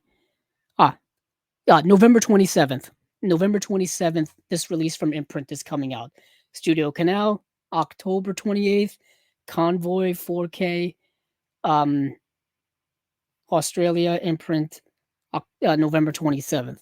So whichever one you want. Obviously, I think the one from Australia is more expensive because it comes with more stuff. And that more stuff is, like I said, 4K restoration. We got a new audio commentary by filmmaker slash Peckinpah scholar Mike Siegel. Passion and Poetry, Sam Trucker's movie. This is on the Kino release, but this is a new 2024 revision, and they're upscaling the quality of that documentary. That's a 70-minute film by Mike Siegel with Chris Christopherson and Ali McGraw, Ernest Borgnine. Then you get new Three Lost Scenes, new in jokes, friends, and cameos, guest appearances, in jokes featurette, trucker notes from Norway, Norwegian trucker expert talking about the Mack truck. You've got Sam Peckinpah in Portugal. You've got um, a new filming Convoy Part 1, Part 2, Part 3. I think these are all just rare behind the scenes photos. That's probably, I'm guessing, a slideshow. Then you get, this is coming on 3 discs. So first disc 4K UHD, second disc is a Blu-ray, third disc is a Blu-ray as well. I believe, yeah. So the third disc, I think, has the 115-minute extended cut of the movie, as opposed to the theatrical cut, which is not 115 minutes. Hold on. Be nice if they just made this. Let's see. 111 minutes, I believe, is the theatrical cut. So yeah, this is a super deluxe edition coming out now November 27th. It's expensive. It's not cheap. But obviously with Imprint, we know that their stuff, the quality is there with a lot of their stuff. So that's Convoy. Let me move over to what they've got cooking next. A Bridge Too Far. A Bridge Too Far in 1977. Epic military action war movie. 176 minutes long. This is a long movie. I had actually never seen this movie. I've never owned it. Even though this is something that's right up my alley. I should make mention of what actually Convoy is about. Convoy stars Chris Christopherson, Ali McGraw, Ernest Borgnine, and basically Chris Christopherson is this trucker who is being chased by Ernest Borgnine from um Texas to New Mexico to Arizona. He's getting chased by Ernest Borgnine. To be frank with all of you, it reminded me a heck of a lot of Smokey and the Bandit, but with Chris Christopherson as the Burt Reynolds character and Ernest Borgnine as the sheriff that's chasing him. The sheriff that was portrayed by Jackie Gleason. Then you have Ali McGraw is the Sally Field character. It's kind of the same movie for the most part. The premise is a little bit different. It's a little bit darker of a movie than Smokey and the Bandit. Smokey and the Bandit is just kind of a straight fun comedy, like start to finish. Whereas this movie tries to do some darker stuff, especially when it comes to like police brutality and police tactics, like opening fire with machine guns and like beating up people and the police do and things like that. That's not so much in Smokey and the Bandit. It's not. So Convoy is kind of more straighter Smokey and the Bandit, if you will. That doesn't mean that it's necessarily worse or better or anything like that, but I just noticed that they're very similar movies. Apparently there's a big like CB radio like popularity in the 70s, so they tried to capitalize on that popularity by making movies that featuring CB radios. Smoking the Bandit, this film, and then a couple of other trucking type of movies. Maybe that's why this movie like did so well at the box office. Also, it came out a year after Smoking the Bandit, so if Smoking the Bandit was a big hit, then this movie kind of riding that movie's popularity coattails at the box office. But moving on from there, we have A Bridge Too Far. Bridge Too Far to commemorate the 80th anniversary of the infamous World War II mission, Operation Market Garden, that happened in September of 1944. We are proud to announce the newly scanned and restored 4K UHD release of Richard Attenborough's 1977 epic A Bridge Too Far. Shot on location in the Netherlands, this BAFTA-winning film is one of the great World War II epics based on the book by Cornelius Ryan and assembled an enormous league of screen legends. Excuse me. Dirk Bogarde, James Caan, Michael Caine, Sean Connery, Elliot Gould, Edward Fox, Gene Hackman, Anthony Hopkins, Laurence Olivier, Ryan O'Neal, Robert Redford, and Liv Ullmann. This brand new 4K restoration comes loaded with brand new and archival special features and is housed in a strictly limited edition 3-disc hard box with an exclusive booklet. Disc 1, the 4K UHD, new Dolby Vision presentation, restored from the original camera negative, audio commentary by William Goldman and main crew, trivia track. Disc 2, audio commentary, same one from before, same trivia track. Then the disc 3 is where you get all the special features. New interview with camera operator Peter McDonald, new interview with John Birmingham, an appreciation on the score, new Attenborough at War featurette, new long-term collaborator Tony Jackson, remember cinematographer Jeffrey Unsworth, interview with actor Elliot Gould, that's pretty awesome. And then you get a bunch of archival stuff here. I won't go through all of them. Then there's a booklet as well. A Bridge Too Far, I think, had a Blu-ray here many years ago. Bridge Too Far. Apparently, that's not how you spell that. Oh, I spelt it wrong. Hold on. I want to check to see when that came out. So, A Bridge Too Far, yeah. A Bridge Too Far had a Blu-ray release here in 2009. I remember it being kind of ridiculed for not having the best video quality. And they've never re-released it in any remastered version here in the U.S. Region A land. They just kept recycling that same disc over and over again in 2014 and 2010. So, yeah, this is a much needed restoration, So that is A Bridge Too Far, epic stuff here. Then we've got the movie The Adventures of Priscilla, Queen of the Desert from 1994, limited edition 4K UHD plus Blu-ray, imprint collection number 366. This has 2 Blu-rays as well as a 4K disc. They came, they conquered, they looked fabulous. The colorful moving extravaganza was a box office smash, starring Terrence Stamp, Hugo Weaving, Guy Pearce as 3 drag performers braving the vast, rugged Australian outback. So you've got Hugo Weaving, Terrence Stamp, and Guy Pearce, and they are driving across the Australian outback to do a show or to do a series of shows. And they end up going on this kind of road trip adventure. They end up getting stuck. They end up in like small towns that aren't too kindly to them. They end up meeting interesting people along the way. There's great music in the movie. There's great costumes. There's great performances in this movie. I really like this movie a lot. This movie was great. Fantastic. It's won an Academy Award for costume design. That makes sense.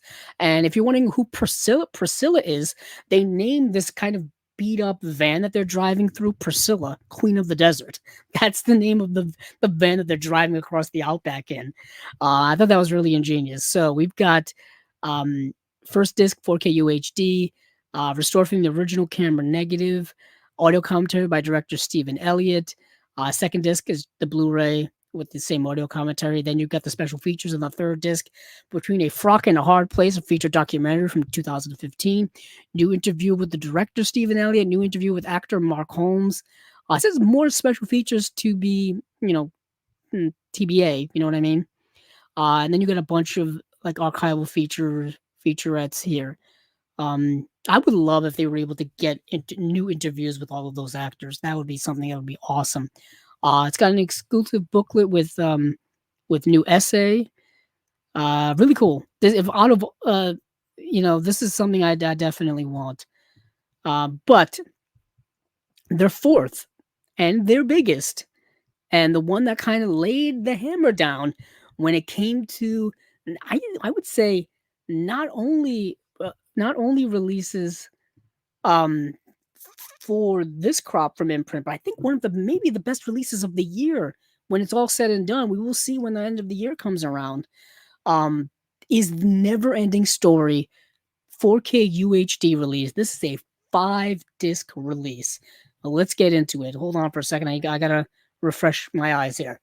Um, I have chronic dry eyes, so I have to like constantly be, refreshing them throughout the day. Um, it's it's a thing. It's a thing. Some days they're better than others. Some days they're not. Obviously, staring at a computer screen for as long as I have to when doing this leads to them drying out faster. I've been dealing with this since I was a little kid, so it's nothing new to me.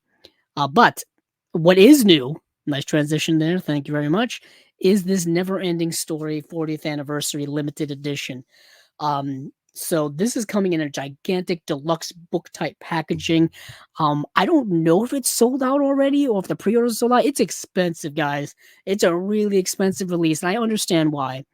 5 discs, gigantic book type packaging. It's got a bunch of swags coming with it as well.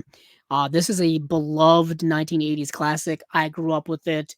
Many of you at home probably grew up with it. Nostalgia is gonna drive this sales of this through the roof.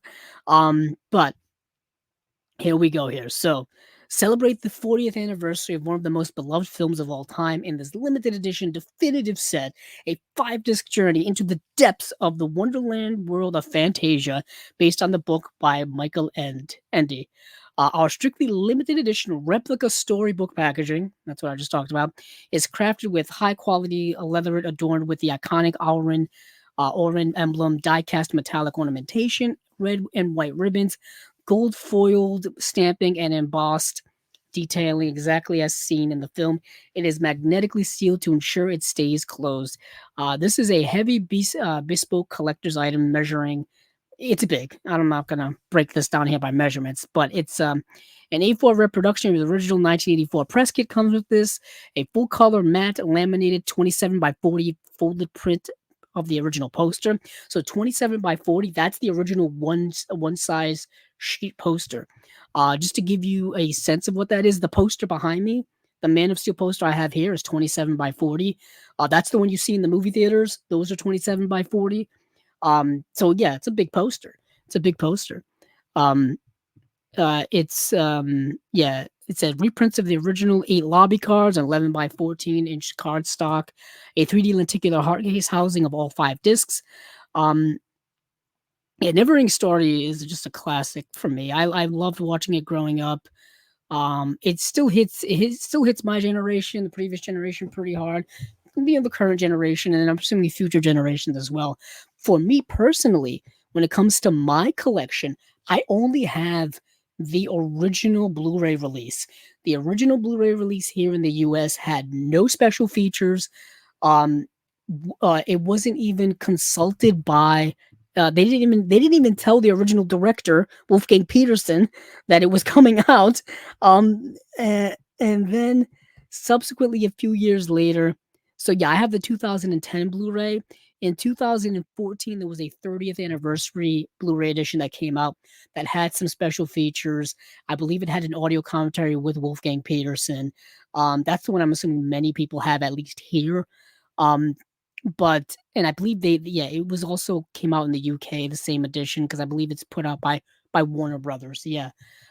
So uh this would be a monster of an upgrade for me personally. Yet again, I don't know if I have the disposable cash to pluck down to get this gigantic release.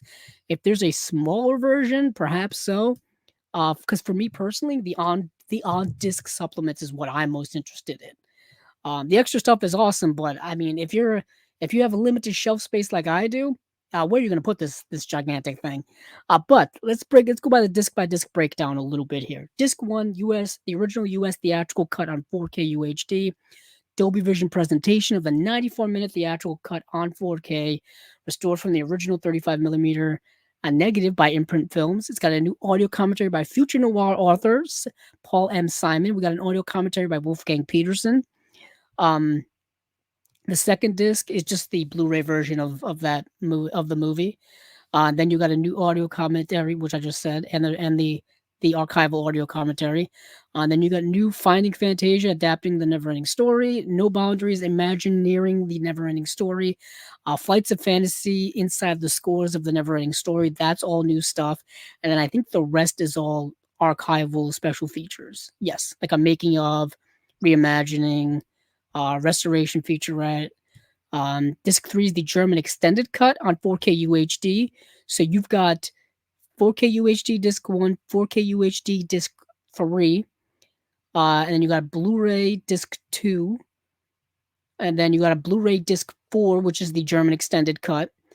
And then you've got, and the extended cut is 104 minutes long, for those of you keeping track. So you've got 94-minute theatrical cut, 104-minute German cut, and then the fifth disc is about Blu-ray. That's Life After NeverEnding Story, a feature-length documentary that's on Blu-ray. And there's over 70 minutes of deleted scenes and extended scenes. And then Once Upon a Time in Treviso featurette. So that is the 5-disc breakdown of that. Massive release. This could be one of the best releases of the year. Yeah, Jeff, I was just saying, how you liking that price? So the price on these are pretty extensive. Let's see if I can change, because usually you can change. If you're on the Imprint website, you can change from the Australian dollar to the English dollar or the euro or the British pound or whatever currency. Actually, I think that's only it. But any of those currencies. So let me see. So, when it comes to pricing of this release here, it is $167.90 in US dollar money. Which, I mean, we've seen more for deluxe editions. It is only one movie, but like I said, 5 discs plus all the extra stuff. Let me see what the other ones look like in terms of pricing, because this was something we talked about on the Chasing Labels Facebook page about what the prices would be for these 4K UHDs. Yeah, Convoy, $73.86. A Bridge Too Far, $80.58. The Adventures of Priscilla, Queen of the Desert, $80.58. Now that's not including shipping to the United States or shipping to Europe or wherever you're from. So that's going to be significant as well. When it comes to buying here, when it comes to Orbit DVD and Diabolik DVD and all of those places, I'm curious what the prices are going to be there, if they're going to be at least similar prices, perhaps a little cheaper. I don't know. I'm holding out hope for that. Holding out hope for that. All I know is that typically, actually, I've got some here, so I can actually. Typically, when it comes to just the regular Imprint releases that are sold here on like Orbit DVD or Diabolik DVD, these are typically $30 to $35 a piece, not including shipping. With shipping, I think Diabolik is a $5 flat fee, so you're talking about $35 to $40 for one movie. So you figure double that for the 4K UHD. That seems to be what we're talking about here. Box sets, of course, are a whole other different bag, because some box sets have more movies than others and all that stuff. But yeah, so that is a monster slate from Imprint, just incredible slate from Imprint. So while we are in Australia, let's move over to Umbrella. What are we doing for time here? All right, we're moving a little slow, but that's okay. I like to keep the show around the 2-hour mark. I don't think that's going to be the case this time. There's just too much to go through. We've got too much. Here. We're stuck in the Australian outback. Okay. So Umbrella Entertainment has their December releases. And those Imprint releases is their November stuff. I think that's well established. So we've got I'll just read these down and then go over the ones that I've gotten to see already.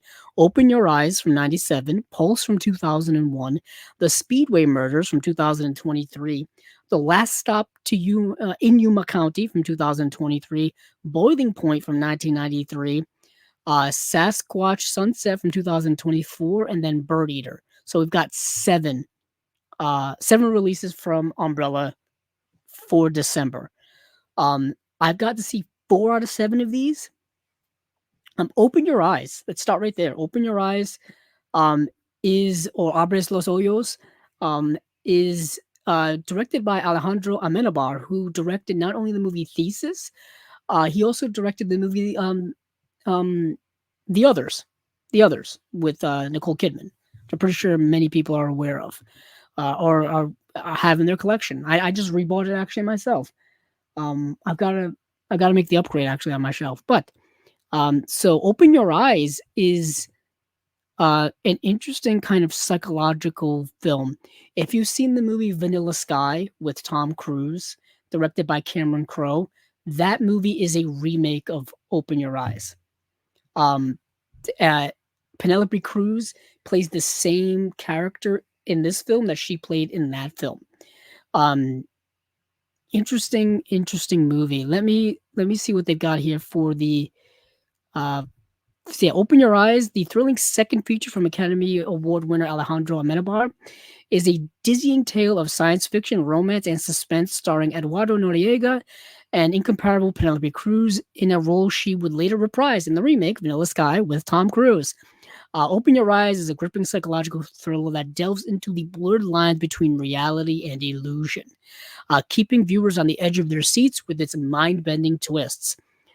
Caesar is a handsome, wealthy playboy who has it all until he falls hard for the beautiful Sophia, portrayed by Penelope Cruz, and a jealous ex involves him in a car accident that disfigures his face. As he navigates a world that becomes increasingly surreal, Cesar struggles to distinguish between what is real and what is the product of his imagination. So, yeah, the movie is dealing with the idea of the line between reality and fiction, the line between the dream world and reality, and which one is which. And the movie does a pretty good job of disguising that from us as the viewers, from really, making us not understand what is what which is which. I think Vanilla Sky does an even more so a better job of delving into a lot of the more science fiction aspects of it, a lot of the more surreal aspects of it. I think Open Your Eyes may have had certain restrictions when it came to being able to do those things, but it's still very, very good. Very, very good. Um, I would say that I like both of the movies kind of equally, really. It's been many years since I've seen Vanilla Sky. I have it on Blu-ray. It has since been released in 4K. It was in one of those Columbia those big Columbia Collection 4K box sets that Sony's been coming out with, and then I think they released it by itself. This was at a time when um, Tom Cruise was really challenging himself as an actor, and he's not doing that anymore. But man, like he was really challenging himself with this film, with Magnolia. He was really, pushing his abilities as an actor and showing us how good of an actor he can be. Yeah, it was in hold on, maybe I was wrong. Hold on. So maybe it wasn't in one of those big sets. It got a Paramount Presents release on Blu-ray, and then it got a 4K release. Okay, so it wasn't in one of those Columbia sets. It should have, because I don't think it's a Columbia film. No, it's a Paramount film. What am I thinking? That makes sense. You know what I'm thinking of? I'm thinking of Jerry Maguire. That's what I'm thinking of. That's what I'm thinking of. Jerry Maguire was in one of those sets and then got a 4K release by itself. That's what I'm thinking of. Coincidentally, I think that's the movie that he did like right around before he did this movie. Yeah, either way, I got those two confused. But Vanilla Sky got a Paramount Presents release on Blu-ray and then a 4K release by itself. Um, that's how we got to that. But the Umbrella release has a new audio commentary with the director. It's got a new special video essay by Andy Marshall Roberts called "Dreams Are Like That." Cool. The obscure object of desire, dreams and doubles in Alejandro Amenabar's Open Your Eyes, an audio essay by Anita Bittel. And then it's got a making of featurette as well. That's interesting. There's a collector's edition that's coming out with this as well that has a 48-page book. The usual thing that Umbrella does. It's got their collector's editions with like a rigid poster artwork case. It's got um, art cards, reversible posters, stuff like that. Um, kind of like their version of the Arrow limited edition releases. That's kind of what that is. And then they have like their more standard release. This is coming out December 4th. Open Your Eyes. Open Your Eyes also has gotten a Blu-ray release a few years ago here. Let's see, oh, that's not how you spell that. Open Your Eyes, yeah, had a Blu-ray release by Lionsgate in 2019 here in Region A land. Let's see what else we've got. Let's move on to the next film. Let me see if I can find. There you are. I lost my tab there for a second. Oh, we have the movie Pulse. So Pulse is a movie I saw a few years ago. It Arrow has put this out already, so many of you perhaps have it in your collection. It is directed by Kiyoshi Kurosawa, who did Cure, which is a great film. Often referred to as one of the scariest films ever made, Pulse is available for the first time in 4K, directed by Kiyoshi Kurosawa. With its innovative approach and unsettling atmosphere, Pulse explores the dark side of technology and the human psyche, making it a haunting and thought-provoking experience. Prepare for a suspenseful journey that will leave you questioning the boundaries between reality and the unknown. Set in Tokyo, grappling with a mysterious eerie phenomenon, the film follows a group of friends and acquaintances as they encounter an unsettling presence emerging from their computers and other electronic devices.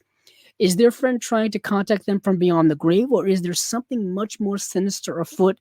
Soon there are more strange deaths and disappearances within the group, terrifying rooms sealed in red tape, and the appearance of more ghosts as the city of Tokyo and the world is slowly drained of life.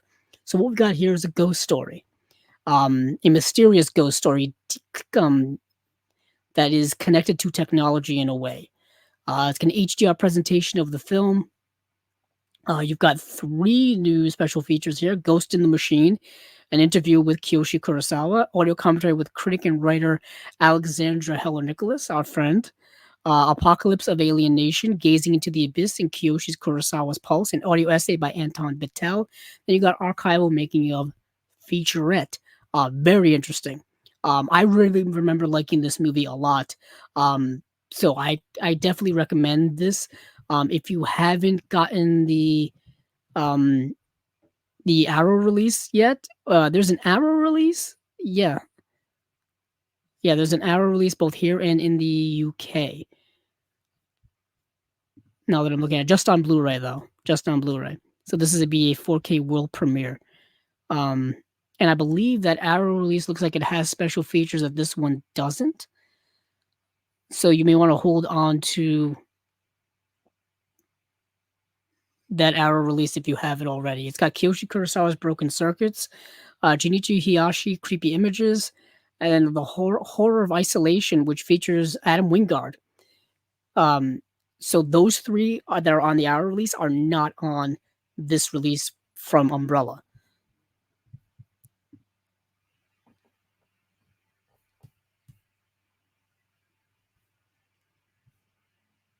Actually, it has the Creepy Images. Oh no, it does have it. I lied. Didn't read far enough. My bad. My bad. So it does have it does have Broken Circuits, and it does have Junichiro Hiyashi Creepy Images interview. So you've got both of those interviews on there. And it's got a making of featurette. Hold on, let me go back to here. Yeah, the only thing wow. Yeah, what it is missing is the horror of Isolation, and it is missing the Cannes Film Festival footage. That's like from the film screening. Special effects breakdown, it doesn't have either. So that's what it is missing. So it does have those 2 interviews from the director and the cinematographer. Sorry, I'm getting tired now. Let's move on. So that's Pulse. It also comes with the collector's edition with the extra stuff. It's got a 150-page hardback book. That's fascinating. Wow, that's a massive book. Speedway Murders I didn't get to see. Boiling Point I did not get to see but wanted to see. Boiling Point stars and I will say this just to sell it to people: Wesley Snipes, Dennis Hopper, uh, Viggo Mortensen, Seymour Cassell, Jonathan Banks. The narrator of the movie is Tobin Bell from Saw. Um, it's a '90s thriller. It's a '90s thriller. Um, and why that movie's not streaming anywhere is baffling to me. That's a movie that should be streaming. Um, so moving on from Boiling Point, The Last Stop in Yuma County is a movie from this year, directed by Francis Galupi. Yeah, Galupi. I did get to see this. It's on my letterboxd list of like favorite movies of the year. It's in there somewhere. This is a very like small indie film that all takes place in one place. Very well acted, great tension in it. Um, Kind of reminds me a lot of Reservoir Dogs, Quentin Tarantino's film. A traveling knife salesman sips coffee and works through a day-old crossword puzzle in the hottest diner in Arizona while waiting for the fuel truck to refill the pump at the last gas station for 100 miles. While waiting, he suddenly finds himself in the middle of a violent hostage situation upon the arrival of two bank robbers who are on the run after a recent heist. As the temperature rises and the pressure builds, our knife salesman makes a fateful decision that will change his life forever. So basically, that's what happens. This guy's kind of in the wrong place at the wrong time, and a hostage situation occurs, and he gets caught up in it. Like I said, great tension. All takes place in one setting. Pretty cool. It's a pretty cool movie. It's got 3 audio commentaries. It's by director Francis Galupe and the producer James Clays, director and actors Jim Cummings and Jocelyn Donahue, and then with the director and cinematographer Mac Fiskin. And then um, there's a documentary sizzle reel here and some other stuff. And there's an interview with the director too. We're also getting a collector's edition of that, which comes with a 48-page book, classic poster artwork, eight art cards. Boiling Point is the same, is also getting a collector's edition. And then we've got Sasquatch Sunset, which is also a movie that technically came out last year, but also came out, but it's kind of counted as coming out this year. This movie is fascinating. Jesse Eisenberg and Riley Keough star in this movie as Sasquatches. Yes, it is as absurd and as fascinating as you would think so. Um, Basically, you've got these these actors portraying Sasquatches, and there's no dialogue in the movie. It's just them like living in like the woods, and you just see how their lives play out. You see how, what happens when there's 2 males and 1 female, and there's this struggle for, dominance, and this struggle when it comes to hierarchy in the animal kingdom. And you see, how they live to survive and all this kind of stuff. And then you see what happens when they start discovering more modern day things. They discover like a paved road and what that means and all this kinds of stuff. Um, the movie stars Riley Keough, Jesse Eisenberg, Nathan Zellner, Christoph Zajic, and a supporting cast of indifferent wildlife, an entirely nonverbal script. These shaggy, noble creatures fight for survival as they find themselves on a collision course with the fast-changing world around them. And that's the more fascinating part of the movie, is that the world of humanity is slowly creeping on their world. They discover areas that have gone through deforestation. They discover areas where things have, humans have clearly been in, like dams and things like that. Um, you know what I mean? There's, campsites. What I'm saying. And so that's definitely a theme of it all. This idea of humanity throughout time has been, you know, impeding itself on the natural world. And what does all of that mean? And how devastating is that towards the natural world? That's something I think we all have to think about. It's got an audio commentary with David and Nathan Zellner. Beneath the fur, creating the Sasquatch, the creatures of nature behind the scenes. Um, yeah, and this movie is very graphic in its animalistic nature. They go for it in this film. They straight up go for it. But you got to give the actors credits. Got to give the actors credits. There's nothing held back in this movie. I'll say that. And yeah, it's something else. It's certainly something else to watch in this movie. Um, so David and Nathan Zellner, who are the directing brother pair, they directed Kimiko the Treasure Hunter, which is an interesting indie film from several years ago. I remember that movie. Um, so that's Sasquatch Sunset, and it's getting a collector's edition as well. And then that is it from everything I got to say about Umbrella.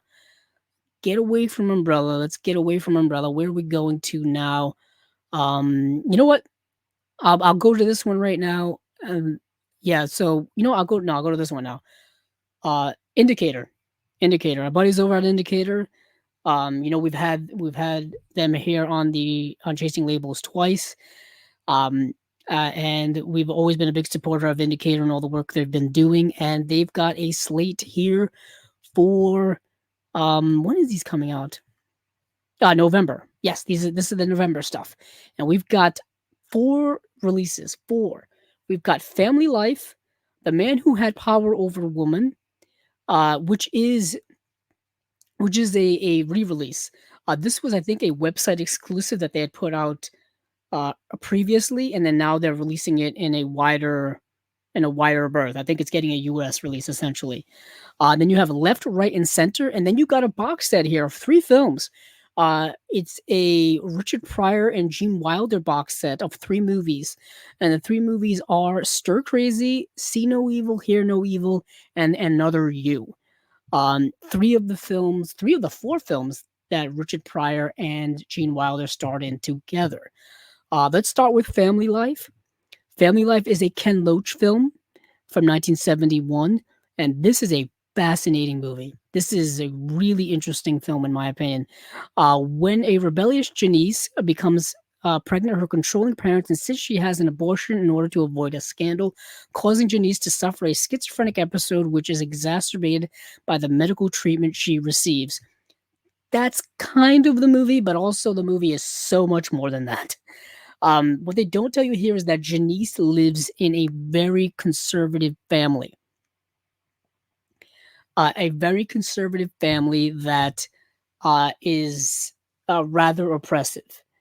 And the movie is dealing with the typical themes that you see with a lot of Ken Loach's work. His films are very politically themed and leaning, and the movie is very much in line with that. This is dealing with it on a very smaller personal level.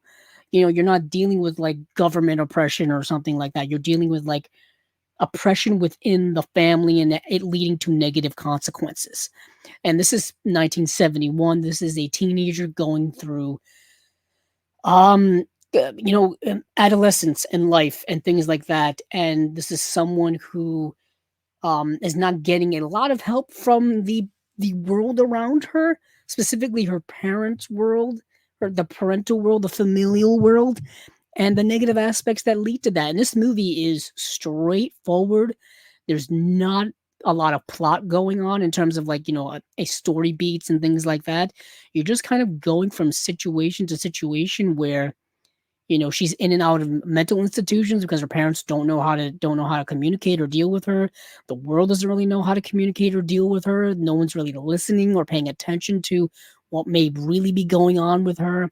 Um, the various treatments at the time are not like the treatments we have today.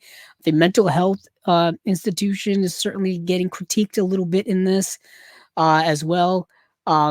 It's a fascinating movie, but it's very blunt. It's not even cinematic at all. It feels very much cinema verite esque or documentary esque or British neorealism esque or British realism esque, I should say.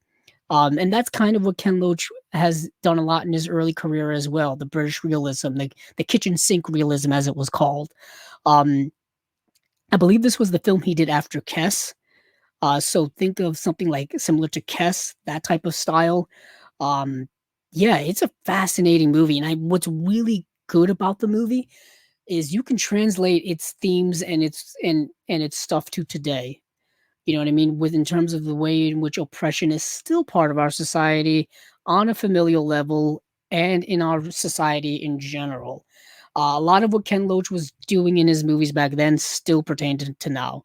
Um, it's the same thing with like I talked about when I talked about John Sayles films, when I talked about like Mate One and things like that. Similar things are still happening today. Um, so, like I've said this so many times, history is rather cyclical. We're just kind of circling things right now. We really are. We really are as a society. Um, so that is family. So yeah, that is Family Life, directed by Ken Loach. Uh, this is coming out September 19th.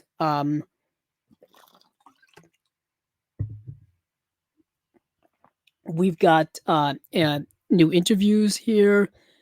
Um, We've got there's about three major special features. Interview with Jack Claff from 2014, the stage and screen actor remembers Sandy Radcliffe, the star of Family Life.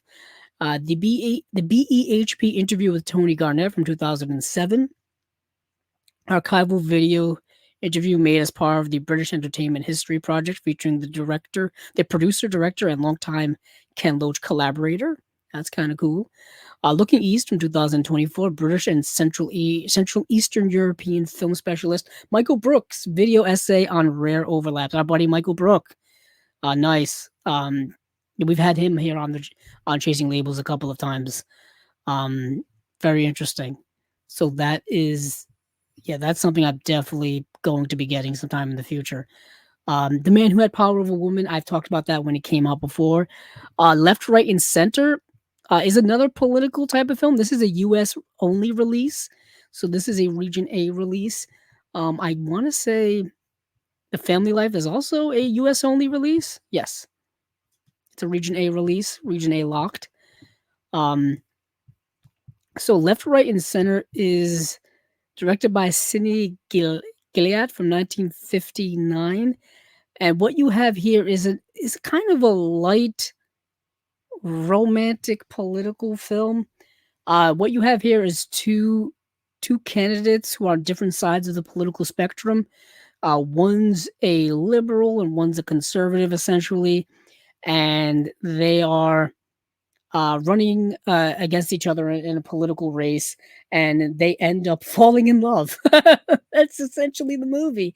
And I know the movie is trying to kind of play this idea that even if someone's in on different areas of the political spectrum, they can still find common ground to where they can have this personal connection with one another and fall in love. It's rather light in that regard, and um, so dated in that regard as well, because our world of politics today is vastly different than 1959 in terms of um, the way in which people treat political identity, like our political identity on a personal level. You know what I mean? And yeah, it's fascinating just the kind of lightness in which this movie kind of takes that idea and kind of makes it into this kind of romantic comedy, if you will. And it is a romantic comedy. It's what it is. It doesn't delve deep into like political issues or anything like that or whatnot. Um, yeah, it's kind of a harmful film. It's fine. It's fine. So there's an audio commentary here by Michael Brook, our buddy Michael Brook, who I just talked about. Josephine Boding on Left, Right, and Center, the curator and film historian, discusses the film's place within British cinema of the 1950s and its representation of the medium of television. Um, Election in Britain is a short film from 1960, and that's kind of about it. It's a fine film. It's all right. But moving on here, let's move on to the box set, shall we? Pryor and Wilder, 1990s and 1991. Stir Crazy, See No Evil, Hear No Evil, Another You. To me, the best film in this set, Stir Crazy. I think that's the one I would say most people like the most. That's just me guessing. That's me guessing. See No Evil, Hear No Evil is fun. I think Another You is not particularly great. Another You was done it came out in 1991, and it is I think like the last movie that they were in together, and it was pretty much kind of the swan song of both of their careers when it came to movies. I think it was kind of it was a box office failure. That movie, Another You, was actually originally directed by Peter Bogdanovich, and it was set in New York. And they shot pretty much the entire movie, and there was only a couple of days left, I think, on the production. And then Peter Bogdanovich got fired, and they ended up remaking the whole movie. Um, they ended up remaking the whole movie set in Los Angeles and doing a whole new different movie. So there is a Peter Bogdanovich unedited movie out there with Richard Pryor and Gene Wilder. Apparently, the Gene Wilder and Peter Bogdanovich didn't get along at all while making the movie, and that led to that movie kind of falling apart, or at least that version of it. And what we get here is Another You. But Stir Crazy is a lot of fun. It's directed by Sidney Poitier. Came out in 1980. Richard Pryor and Gene Wilder were two of American cinema's best loved comic actors. Really a fantastic dynamic duo on screen. Um, this in Stir Crazy, they're in prison together, and it's a lot of shenanigans ensue. In See No Evil, Hear No Evil, they team up to foil a murderous gang of thieves, but Richard Pryor is blind and Gene Wilder is deaf. So together they gotta team up, so one can be one's eyes, the other one can be one's ears, basically. Fun. It's fun. It's a fun movie. And then Another You, compulsive liar Gene Wilder is mistaken for the heir to a fortune to the delight of con man Eddie, who was portrayed by Richard Pryor. So Gene Wilder is in an insane asylum, or an insane asylum. That's a psychiatric hospital. That's more apropos. Um, and he gets mistaken for an heir to a gigantic fortune. So he gets kind of sprung out of there, and then Gene Wilder is his assistant who's going along with him for the ride just to ride his coattails for money. It's fun. It's awesome to see them on screen together. That's the real, heart of that movie, I think, in hindsight. In hindsight, it's just nice to see those comedic legends on screen together for a final time. The movie itself is not great. You know what I mean? It's just not. For me, it's not, at least. Um, but this release here has an audio commentary for See No Evil, Hear No Evil. It has an audio commentary on Another You. It doesn't have an audio commentary for Stir Crazy. That's unfortunate. Um, it's got new interviews here from 2024. Actually, yeah, it's got a lot. It's got a making of See No Evil, Hear No Evil. It's got an exclusive 100-page book. That's pretty cool. But yeah, what's also kind of cool is that I'm pretty sure these movies haven't really been getting a lot of good releases, at least not here. Stir Crazy has a single release from 2012. Then it's part of a triple feature of See No Evil, Hear No Evil, Stir Crazy, and The Toy from 2013, I think. And this was put out by Image Entertainment. And Another You has never had a Blu-ray release here at all in Region A land. And then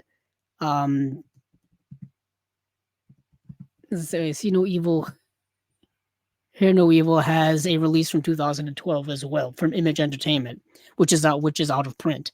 So if anything, it's nice to have these movies in print somewhere and getting a rather deluxe treatment, a very deluxe treatment of this. So yeah, that's pretty cool. Yeah, I feel you. Blazing Saddles is fantastic. Guy Calgary, did you see that they're putting out Blazing Saddles in 4K now? With not great cover art. Not great. The cover art for that is not great. And then the steelbook is just a saddle on fire. Because of Blazing Saddles. Not really stretching the imagination when it comes to that. But yeah, Blazing Saddles is a pure classic. I own that movie in a Mel Brooks Blu-ray collection. but that collection has slowly been getting 4K upgrades over the last several years. You know, like Spaceballs has that 4K upgrade from Kino. Blazing Saddles is now getting a 4K upgrade. I think did Young Frankenstein get a 4K upgrade yet? No, it just got a Blu-ray upgrade, but I feel like this is the 50th anniversary of Young Frankenstein this year. Yeah, there's got to be a 4K announcement soon, right? I would assume so. Yeah, because Young Frankenstein came out in 1974. What's the 50th anniversary? What are we doing? Oh, it's 20th Century Fox. It's Disney now, so who knows what's going to happen with that. But you never know. You never know. Um, I'm holding out hope for that. But yeah, I got to start upgrading my Mel Brooks stuff. Just because those movies are kind of comfort movies for me. You know, Robin Hood Men in Tights, Spaceballs. I watched incessantly as a child. Spaceballs is actually one of the first DVDs I ever owned. I got that for Christmas one year when I got my first DVD player as a kid. This must have been Christmas 2001, maybe 2002, something like that. Right around that time. And yeah, I just, I just have a lot of fond memories of watching Mel Brooks films. Mel Brooks actually just got casted in something. He's still working to this day. Oh man, he's such a legend. Such a legend. Yeah, so let me see. Where I got off track here. Oh yeah, the Richard Pryor and Gene Wilder box set from Indicator. It would have been nice had they included the fourth film that they had been in together. So we could have, had just a complete box set of their stuff. Let's see, Gene Wilder, Richard Pryor. Let me see what that fourth film actually is.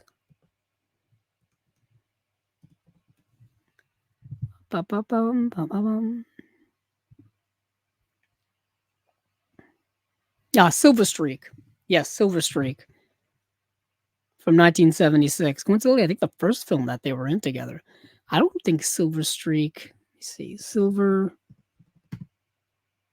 Streak has. Oh, it did have a Blu-ray release. It had a Blu-ray release in 2013 by Star/Anchor Bay, and it is out of print. Okay. All right. That's unfortunate. So that is everything from Indicator.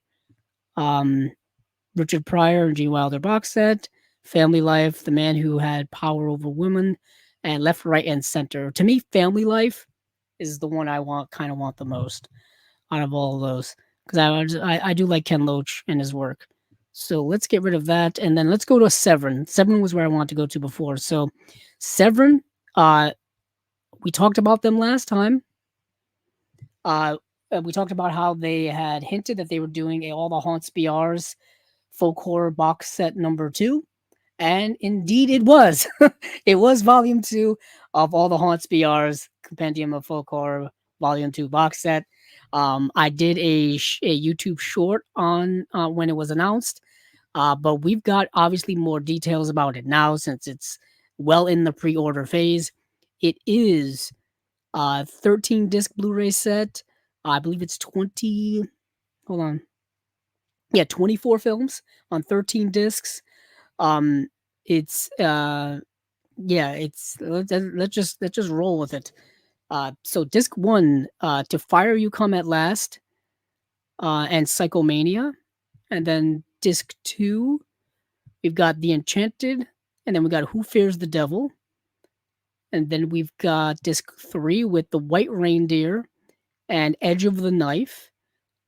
Disc 4, we've got Born of Fire, and that's just on there by itself. Disc 5 is EO Island, and then Scales.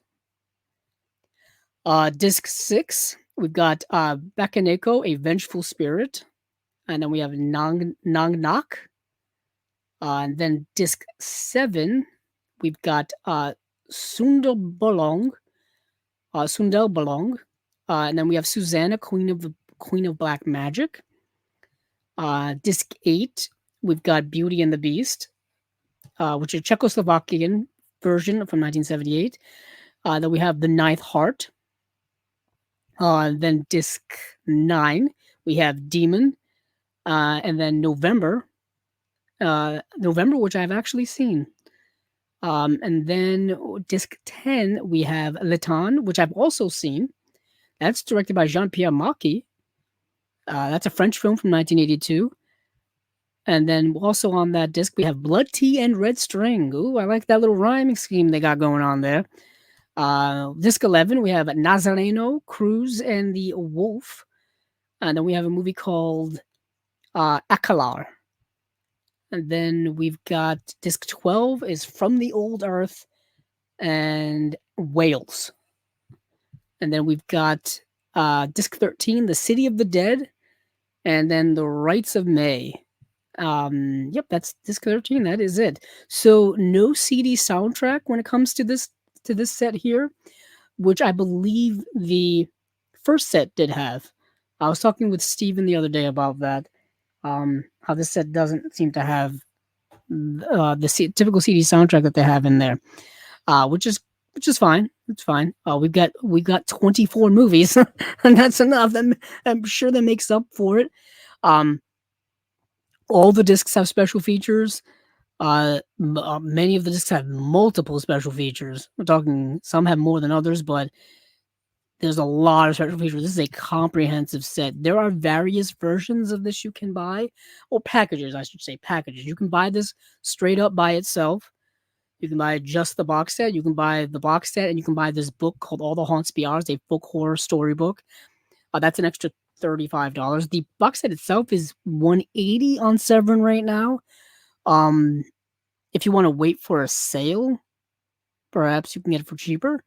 Then there's a big box set. There's a big package, I should say, called All the Haunts Be Yours bundle, which has a bunch of swag with it. It's got the box set. It's got a diorama. It's got all kinds of stuff. It's got an exclusive tote bag. It's got tea towels. It's got a bunch of things in here. That's limited to $750 in total. And then you can also get Woodlands Dark and Days Bewitched Folk Horror Oracle Deck Booster Pack. So I think it's a tarot deck of All the Haunts Be Ours themed, which is kind of cool. At least I think it is. Seems like it is. But that's not all that Severin has announced recently. Il Demonio is getting a Blu-ray release, as well as a movie called Allison's Birthday. Now, if I do recall, Il Demonio is part of All the Haunts Be Ours Volume 1. So if you have Volume 1 of All the Haunts Be Ours, you have that movie already. And then we have Allison's Birthday. That's not how you spell that. Okay. Hold on.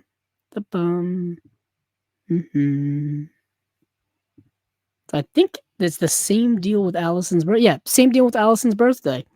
It's part of the first All the Haunts Be Ours set. So if you have that set, you have this already. So they released those two individually from that set.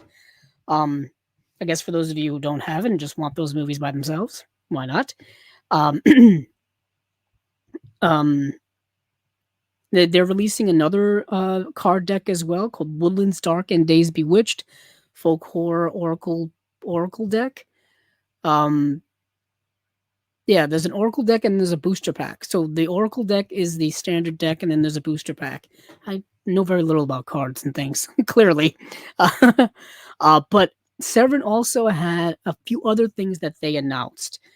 They were at a film festival, not this weekend, last weekend, something like that. I don't know. The days keep running together. And all that stuff, but they announced a couple of things that they haven't officially announced yet. Well, they announced it there, but they haven't put out like press releases or anything. At least from not from what I've seen. Let me see if I can find it here. I wrote them down. Oh yes. So Supervixens is getting a release.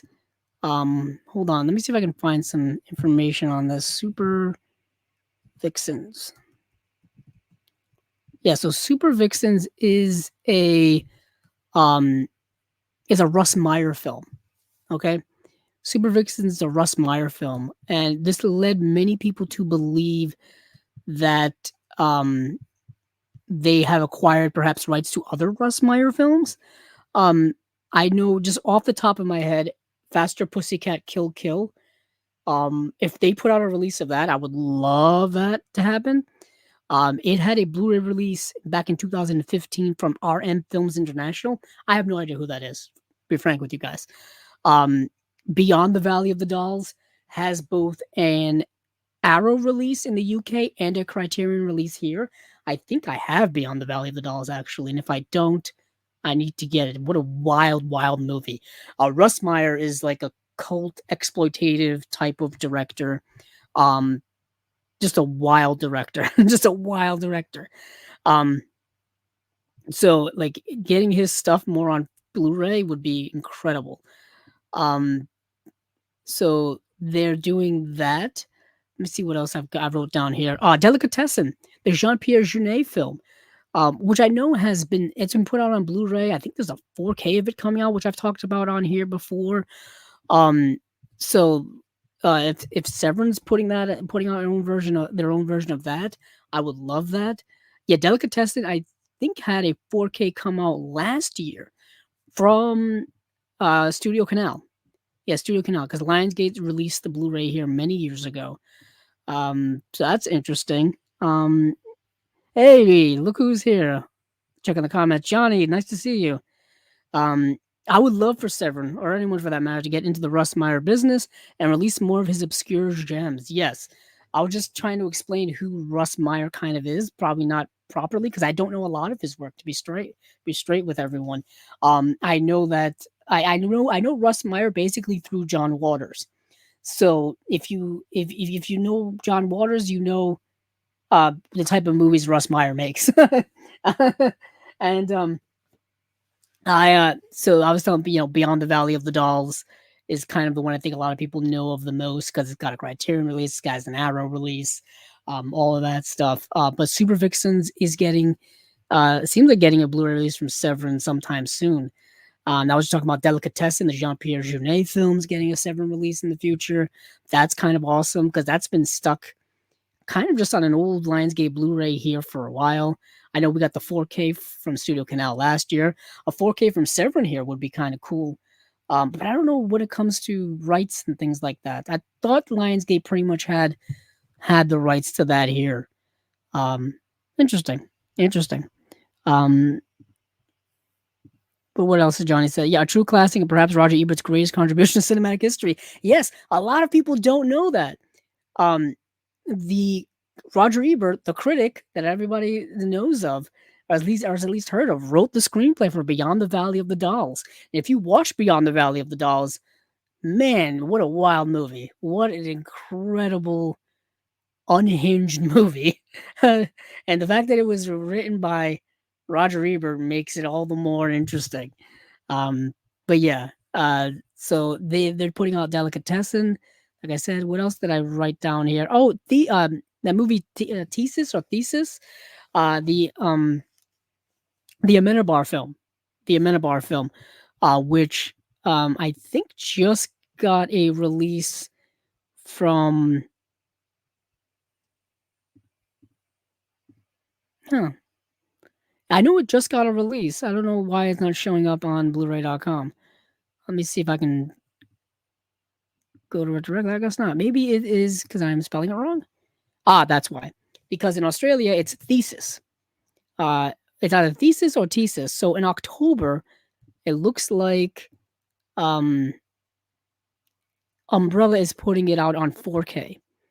So that would lead me to believe that I guess Severin will be putting theirs out sometime after that, perhaps. This is the movie, like I said, by Alejandro Amenabar. It's it's an interesting movie. Excuse me. Kind of in the same vein as like 8mm, as like Joel Schumacher's film 8mm. It's interesting. So, researching violence in media, Madrid film student Angela discovers a video in which a screaming woman is brutalized, then shot. A snuff film, hence the connection I have with 8mm. Realizing the victim is a former student at the university, Angela investigates with the help of a classmate and exploitation film aficionado. So she is like a student who kind of goes down this rabbit hole of these kind of things that have been happening at her university. Um, that's Tesis or Thesis. Let's see. Oh yeah, Johnny says Ebert and Russ also collaborated on a semi-sequel, Beneath the Valley of the Ultra Vixens, which I always confuse with Supervixens, but it's harder to find. That is fascinating. Combining those two titles into one, or those two films into one. Um, was that movie ever completed? And it's just not available to see anywhere. Is that seems like it seems like that would be something that's going on. Like Russ Meyer films back in the day. I don't think a lot of people realize this, but movies like Russ Meyer films were like underground films. Like you can only like see these movies at like special underground screenings and stuff like that, or because they were so risque and whatnot. Um, you know what I mean? Like like it was illegal to see these types of movies. That's not something we can think about today. Like it's illegal to watch a movie. Like we can't even wrap our head around that. Like the people would like John Waters has stories of going into of watching screenings of movies, like underground screenings like this, and like the police would break in to break it up. You know what I mean? Like and arrest people. It's wild. It's wild. I Johnny says I believe so. Just hasn't gotten a good release, and it doesn't have the acclaim of Beyond the Valley of the Dolls. Gotcha, gotcha. Uh, it won't be getting the Criterion treatment. Gotcha, gotcha on that. But yeah, there was a couple of other things from Severin that I didn't get to write down, but I'm assuming they will announce them relatively soon. So let's see. We just did Severin. We did Indicator. Let me see. We are heading into what do I have here? Let me get rid of that. I'm just organizing my tabs here so I can keep things in relative order. Eureka Arrow and Vinegar Syndrome, I think, are what we have left to go over here. If I'm looking at my notes, that seems like where we should go. Let's go Eureka Arrow Indicator, Eureka Arrow, Vinegar Syndrome, partner labels in that order. That's how we will go the rest of the show. So we've got Eureka has their November batch of Blu-ray releases. They are Black Tuesday, Juggernaut, The Sword, and Super Spies and Secret Lies. Oh, I like when we get some rhyming schemes going on here. I like it. That is a box set of films from 1966 to 1969. We'll start there, actually. So Super Spies and Secret Lies is three movies. The Golden Buddha, Angel with Iron Fists, and The Singing Thief. And the Golden Buddha is a Shaw Brothers take on the Shaw Brothers take on James Bond. Pursued by the murderous skeleton gang, three people travel from Bangkok, Thailand, to the ruins of ancient Siamese capital. Oh boy, Ayutthaya, in search of lost treasure using three small Buddha statues. I assume. Let's see. Yep, three small Buddha statues. And then next we've got Angel with Iron Fists. Angel with Iron Fist. A father whose daughter is killed by the Devil Girls gang goes on search of justice. Sounds like a revenge thriller to me. And then we've got The Singing Thief. Singing Thief is a jewel thief decides to turn over a new leaf. He starts anew as a professional singer. Interesting. I have a feeling that something is going to draw him back into his old life. That just seems to be the way things go. And let me go back and check out some special features here. New audio commentaries by Action Cinema expert Mike Leader and Arn Venema. International Super Spies, a new interview with James Bond expert Luella Chapman on global Bond mania in the 1960s. A new interview with Hong Kong cinema scholar Wayne Wong, editor of Martial Arts Studies. Reversible sleeve featuring individual sleeve work for each film. And then we got a collector's booklet in here as well. The Sword, best known as a key contributor to the Hong Kong New Wave, as we're gonna come back to this later, as the director of My Heart is That Eternal Rose, and the editor of One Car Wise Days of Being Wild and Ashes of Time. Patrick Tam began his filmmaking career with The Sword, a love letter to the wuxia genre, starring Adam Chang. Um, okay, so we're gonna come back to this director later because That Eternal Rose, My Heart is That Eternal Rose, is getting released by Connie, the partner label from Vinegar Syndrome, and it's one of the films I got to watch, and I was thinking that it felt like a Wong Kar-wai esque film, so that makes a lot of sense. Makes a lot of sense now. It's all coming together, people. It's all coming together. Believing that he's in possession of a cursed blade, the legendary swordsman Hua Qianshu has retreated from the martial arts world to live in peaceful seclusion. However, his retirement has done nothing to dampen his reputation. A young warrior, Li Makjan, wishes to challenge the master in order to test his own sword fighting skill. But as Li searches for the reclusive Huaqian Shu, so that he may face him in combat, he finds himself entangled with old lovers and new rivals. That's what happens. Soon it becomes apparent that the old master's sword really might be cursed and will perhaps bring nothing but tragedy to those who seek to wield it. This sounds really, really good, and I really, really want to see this movie. Um, yeah. Yeah, it says right here, after a period of dormancy, wuxia films resurged in the 1980s as the likes of Duel to the Death, Bastard Swordsman, and Zui Hark's Zoo Warriors from Magic Mountain rejected the realist approach adopted by Kung Fu cinema in the previous decade. Eureka Classics is proud to present Patrick Tam's The Sword, one of the earliest and best pictures to emerge from the wuxia revival for the first time on Blu-ray in the UK from a brand new 2K restoration. Um, yeah, it's got a two new audio commentaries in here. I just really want to see this movie because I really am fascinated by this director now, and yeah, so that's kind of an interesting buy. I'm wondering if it's gotten a release from any place else yet. Hold on, getting the Swordsman. I guess not. Um, oh, it's called The Sword, not The Swordsman. That would explain why nothing came up. Oh, yeah. No, I think that's a US release as well. Yeah, it's one of so it's a Eureka US release as well as a UK release. I forgot that Eureka does US releases now. Huh. There you go. There you go. Um so let me move on from there. So we got The Sword. Juggernaut is a film I've already talked about. Um yeah, the movie has Richard Harris in it. It's got Anthony Hopkins, Omar Sharif, um Ian Holm is in the film. Uh Yeah, I think a cruise liner gets taken over, gets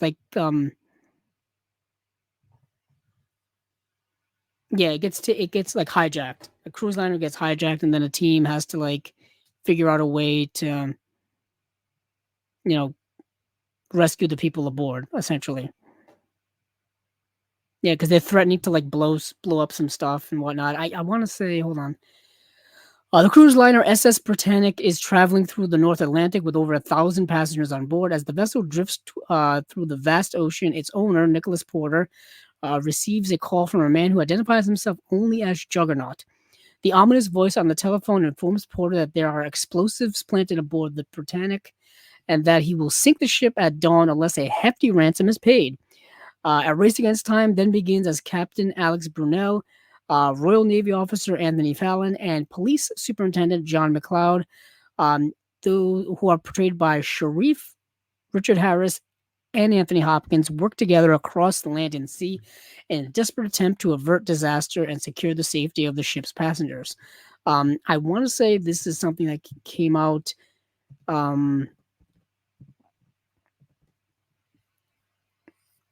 Hold on, let me look. I'm looking it up right now. So Juggernaut, um, yeah, it was re-released by Kino back in 2023. That's why I remember talking about it. That makes sense. That makes sense. Um, so yeah, that's Juggernaut. Black Tuesday. This is a film starring Edward G. Robinson. Hold on, this is actually this is one of those that's been released a few times as well. Black Tuesday is it's in um the Dark Side of Cinema box set from Kino, volume 17. That just came out in February. There's a edition of Black Tuesday in there. Hold on, let me see if there's any special features.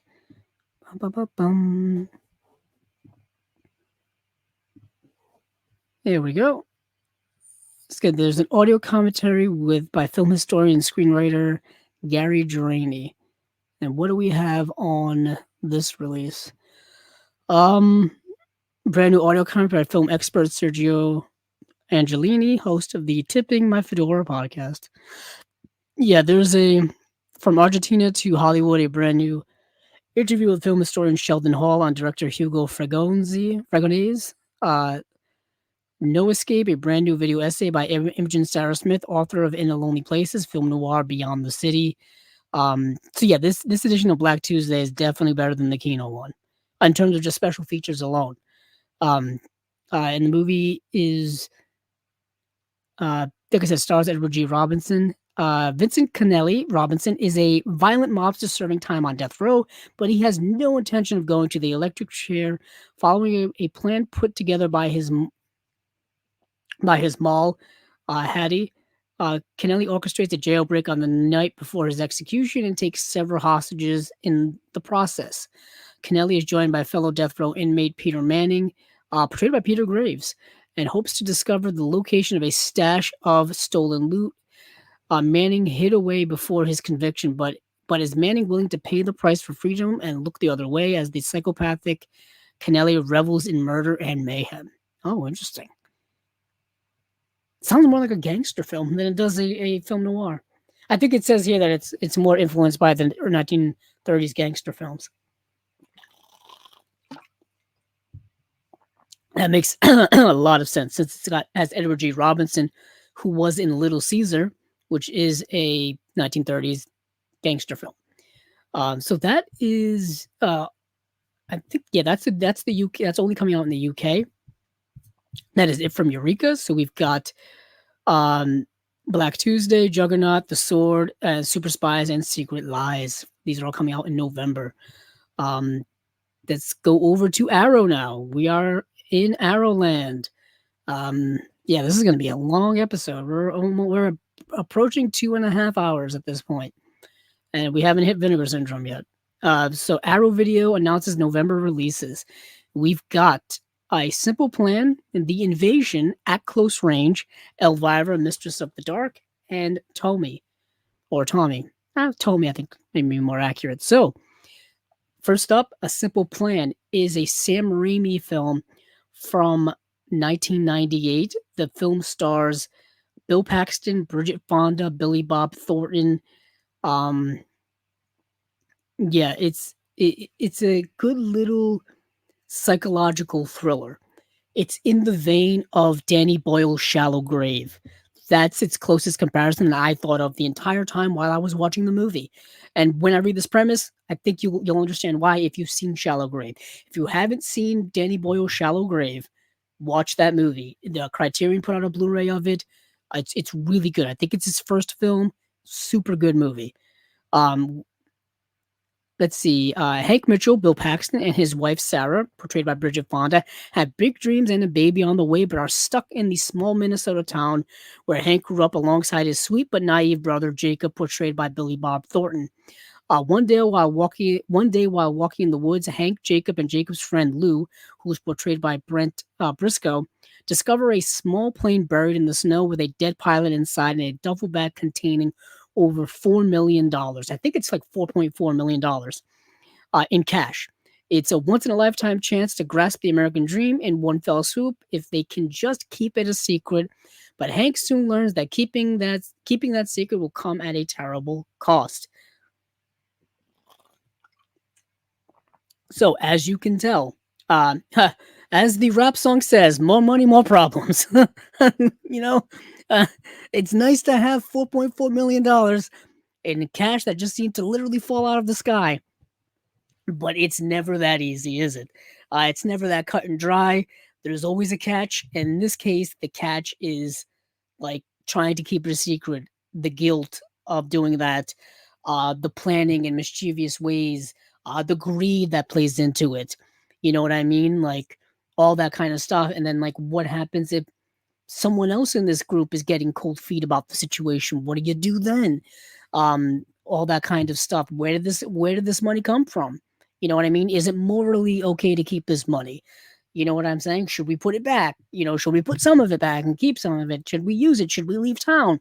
All of these questions and all of these things are all in this movie. But the movie is incredibly well written. It's such a tight screenplay, such a focused film, a really good film directed by Sam Raimi. Um, it's a movie I had never seen before. I watched it for the first time. It is getting a 4K UHD release as well as a regular Blu-ray release. I'm buying it. Like I need it for my Sam Raimi section. I need it just in general because it's that good of a movie. And in general, I just miss Bill Paxton on my screen. Um, what a good actor he was. What a good actor he was. He's definitely sorely missed. There's a brand new audio commentary by critics Glenn Kenny and Farron Smith Name. Brand new commentary by production designer Patricia von Brandenstein with filmmaker Justin Beam. Hey, our good buddy Justin Beam from Reverend Entertainment. That's awesome. That's awesome. Of Mice and Men, a newly filmed interview with cinematographer Alar Kivilo. Standing Her Ground, a newly filmed interview with actor Becky Ann Baker. Dead of Winter, a newly filmed interview with actor Chelsea Ross. On-set interviews with Paxton Thornton, Fonda Raimi, and producer Jim Jacks. Wow, Jim Jacks was a producer on this. Cool. Um, what a nice little thriller of a movie. This would pair very nicely, like I said, with Danny Boyle's Shallow Grave. Money driving the actions of people. Really good stuff here. Really good stuff. Next we have The Invasion. I remember when this movie came out in 2007. I remember seeing trailers for this movie, TV spots for this movie. This movie stars who's in this movie? Daniel Craig and Nicole Kidman. And it is essentially a remake of Invasion of the Body Snatchers, or it's a take on Invasion of the Body Snatchers. And it's not great. It's not terrible. It's kind of a product of it being a very 2000s thriller film. Some of the direction and the editing of the movie really bothered me. I wasn't a big fan of it. A lot of over editing for some odd reason. I just like really irked me a little bit. Um, but here's the general premise. A space shuttle crashes to Earth carrying an alien organism. Soon people are changing, becoming detached and emotionless. People like CDC director Tucker Kaufman, portrayed by Jeremy Northam, is investigating the crash. Meanwhile, his ex-wife, psychiatrist Carol Bennell, Nicole Kidman, sees the same behavior in a friend of their son, and a patient claims that her husband is no longer her husband. As people all across Washington, D.C. become infected and the insidious epidemic spreads, Carol must fight to protect herself and her son, who might just hold the key to stopping the escalating invasion. What I find so fascinating about this movie is viewing it in the lens of a post COVID pandemic world. I think gives it extra context and a different type of lens, because you're seeing the way people kind of react to this kind of world changing health issue essentially, and we also kind of lived that in real time and we saw how people reacted. Obviously it's not to this extent of like Invasion of the Body Snatchers, you know what I'm saying, but in the general idea of like something changing on a large scale health wise with the world, a pandemic if you will. So it's interesting to see how the people react and act this way how the panic sets in and how the nervousness and how there's deniers, there's people who believe it, don't believe it, all this kind of stuff, and the way in which the government reacts and all that kind of stuff and whatnot. This is an interesting movie. Like I said, um, kind of dated in that 2000s thriller sense. Also, this is most definitely part of the Warner Brothers uh, deal that Arrow has with them when it comes to distribution. I mentioned it earlier. For those of you who weren't here earlier, for those of you who weren't around earlier, I recently got The Man from Uncle, the 4K UHD release that Arrow has put out. This was part of their WB Arrow distribution deal, and the reason why I think The Invasion is part of that is because the original Blu-ray uh, that came out, the only one that's been around, was put out by Warner Brothers, and it was a Warner Brothers production movie back in the day. Um, uh, so that's why. It's interesting how Warner Brothers is letting Arrow into their catalog, but what they're letting them have access to. So far, we've got, a movie from 2015. We got um, Clash of the Titans and Wrath of the Titans movies from the 2010s as well. That came out like right before this. Um, and now we've got a movie from 2007. So we've got like a more recent Warner Brothers catalog that WB's been getting themselves into, or letting Arrow get itself into. That's kind of fascinating. Let's see what else we got here for comments. So Johnny, so thrilled for A Simple Plan. I actually don't think it ever got a domestic Blu-ray release. One of Raimi's very best. I can tell you right now if it's gotten a Blu-ray release here. A Simple Plan. No, this is the only Blu-ray release that's coming out ever in the U.S. or yeah, yeah, and it's only a US release. It's not a it's not a no UK release. No. No, yeah, USA and Canada. So it's not a UK release. Makes me believe who in the UK owns the rights to this movie and haven't put it out on Blu-ray yet. You would think with all of the fanfare that someone like Sam Raimi has got over the years, directing 3 Spider-Man films. Heck, he just directed an MCU movie. You think like all these companies would capitalize on the name and put out whatever they have of him? Yeah, you would think so. Uh, but you're right, Johnny. It hasn't come out. It hasn't come out here ever on Blu-ray. So this is kind of a first. That's awesome. Um, but let's see what else Arrow is putting out. Like I said, The Invasion. Um, it's getting a 4K UHD release. We got brand new audio commentary by film critics Andreas Subasati and Alexandra West, co-hosts of the Faculty of Horror podcast, Body Snatchers and Beyond, a new visual essay by film scholar Alexandra Helen Nicholas. She's all over these releases. She's, a guest here on Chasing Labels once upon a time. I'm always going to say that. That Bug That's Going Around, a new visual essay exploring the invasion as pandemic prophecy by film scholar Josh Nelson. Very cool. Then there's a bunch of featurettes from the 2007 disc, I assume, because they all say featurette from 2007. So that would lead me to believe that that's where that's from. So this is a US, Canada, and UK release. It's coming out on Blu-ray as well if you're not in the 4K game. At Close Range. Here we go. At Close Range. Now, this is a film that has gotten released before. At Close Range. So At Close Range has gotten a release from a few different places. So At Close Range has gotten a release here in the US from Twilight Time back in 2015. It's gotten an MVD release back in 2022. And it's now getting a Blu-ray release from the UK in November of 2024, but it's also gotten an imprint release in 2020. It was imprint release number 25. So we've got plenty of At Close Range to go around. Now, I was wanting to watch this movie for years. This movie stars Christopher Walken and Sean Penn, and I had heard about this movie for many years. So I finally got to watch it, and yeah, it's good. Um, it's inspired by real life events.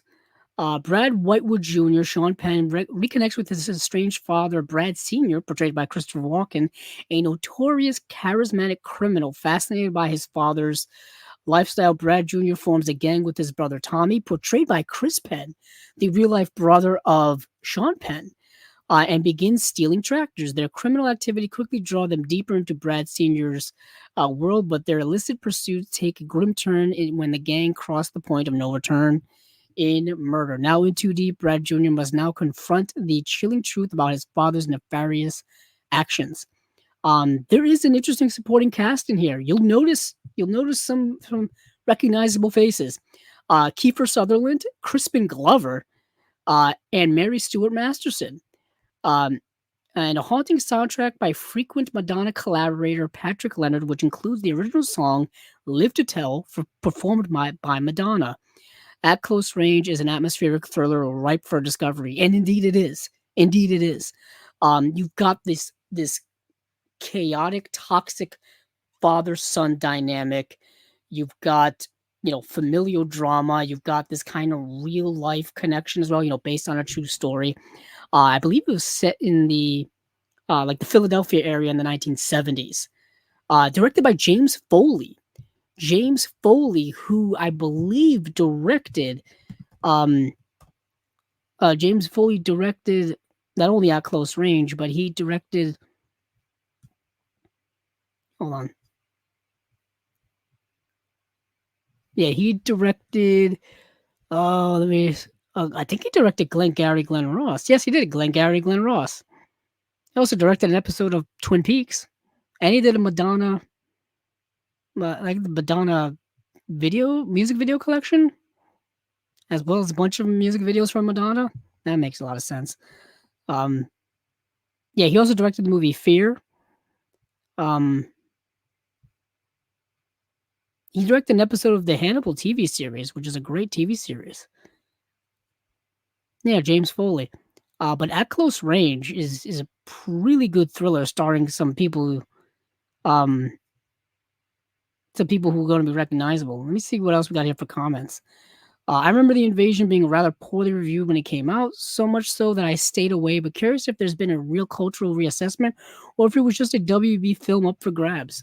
Um, I think a little of both. I think it works for a little of both, actually. Like I said, perhaps it was, part of that deal, and they were just like, "Oh, there's the Invasion." The Invasion hasn't had a Blu-ray release since 2008.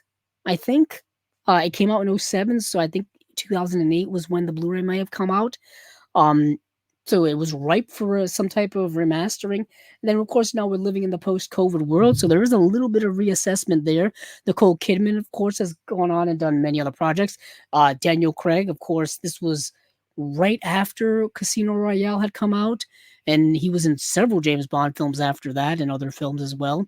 So it's kind of nice from that perspective to see an earlier James Bond. Jeffrey Wright's also in the movie as well. Young Jeffrey Wright, who was also in Casino Royale as well. Interesting. Fascinating. These connections. Another comment here from Johnny. I do really like At Close Range, but I've got both the Twilight Time and Imprint. Don't know if I need another, even with the 4K upgrade. Let me see. So At Close Range is not getting a 4K upgrade. So it's just a DVD. It's just a Blu-ray. So you're probably covered when it comes to picture quality. I don't think it's gonna be. It just says high definition transfer. It doesn't say that it's new. It doesn't say anything like that. Um, the only thing that here that I don't see, it just says there's a brand new audio commentary with film critic Adrian Martin. Adrian Martin's been here on Chasing Labels a couple of times as well. It's got the archival audio commentary with director James Foley and film historian Nick Redman. I know that was definitely on the Twilight Time release because Nick Redman ran Twilight Time. Sins of the Father, Masculinity, Murder, and Morality in At Close Range, a brand new appreciation by author and academic Dr. Laura Main. Keeping the Score, a brand new examination of the film's score by film historian and composer Neil Brand. Um, let's see, archival interview with director James Foley, isolated score track, double-sided fold-out posters, 6 postcards, booklet featuring new writing. Hold on, let me see. Just quick look-see here. So the original Twilight Time release only had that commentary, which makes its way over here. Let me check the other. Let me check the other ones really quick. So we've got the MVD release. The MVD release only has audio commentary with James Foley. I'm assuming it's the same one that I just talked about. Maybe not. And then we'll go to Australia.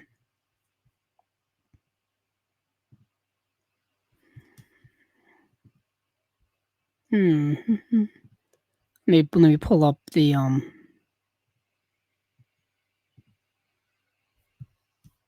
Okay, here's the press release for At Close Range. Audio commentary with director James Foley and Nick Redman. Interview with director James Foley. Crime in Pennsylvania, the real Johnston Gang. Interview with former reporter and author of Jailing the Johnston Gang, Bruce Mowdy.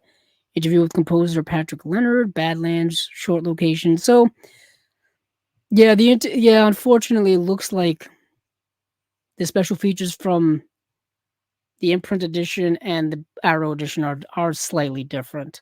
You still get the audio commentary, but some of the features are different. That's what at least that's what it looks like to me. Just doing a side by side comparison.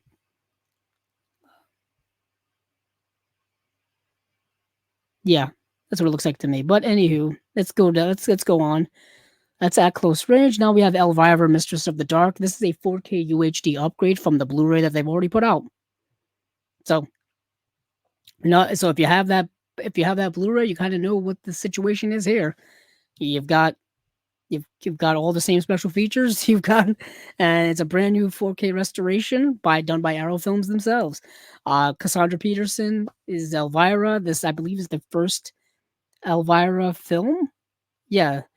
Having just quit her job as a Los Angeles TV horror hostess, Elvira receives the unexpected news that she's set to inherit part of her great aunt Morgana's estate, arriving in the small town of Falwell, Massachusetts, to claim her inheritance. Elvira receives a less than enthusiastic reception from the conservative locals, amongst them her sinister Uncle Vincent, who, unbeknownst to Elvira, is in fact an evil warlock secretly scheming to steal the old family spellbook for his own nefarious ends. This can't be Elvira classic. It's a shame this isn't coming out for October, because this seems like something that should be watched during the Halloween season. But if you have the Blu-ray already, you're good to go. So that's a lot of fun stuff. Tomie, I don't know anything about. I didn't get to watch it, and I didn't get to see what it's all about as well. So I'll just skip that for now in the interest of time. Sorry about that. Shawscope Volume 3, we've kind of already gone over. We went over when it was announced. But Shawscope Volume 3 is part of the November slate. It's got movies from between... it's got movies from... I'll just go through the... Between 1967 and 1983, excuse me. It's 14 films in this box set. We've got The One-Armed Swordsman, Return of the One-Armed Swordsman, The New One-Armed Swordsman, Lady Hermit, Intimate Confessions of a Chinese Courtesan, The 14 Amazons, The Magic Blade, The Sentimental Swordsman, Clans of Intrigue, Jade Tiger, The Avenging Eagle, Killer Constable, Buddha's Palm, Bastard Swordsman. That is the 14 films. It's got a blue... They're all on... Let me see, how many discs are in this set? 9 Blu-ray discs and 1 CD. I believe... Let's see if they did a breakdown. Oh, no, they didn't. Yeah. It's got back with all new exclusive restorations and hours of insightful bonus material. If you thought the previous 2 Shawscope sets showed the Shaw brothers at its strongest, you ain't seen nothing yet. UK and Canada street date, November 26th. UK street date, November 27th. I've got the first two sets. So I've got, hold on, let me get rid of that. I've got the first two sets.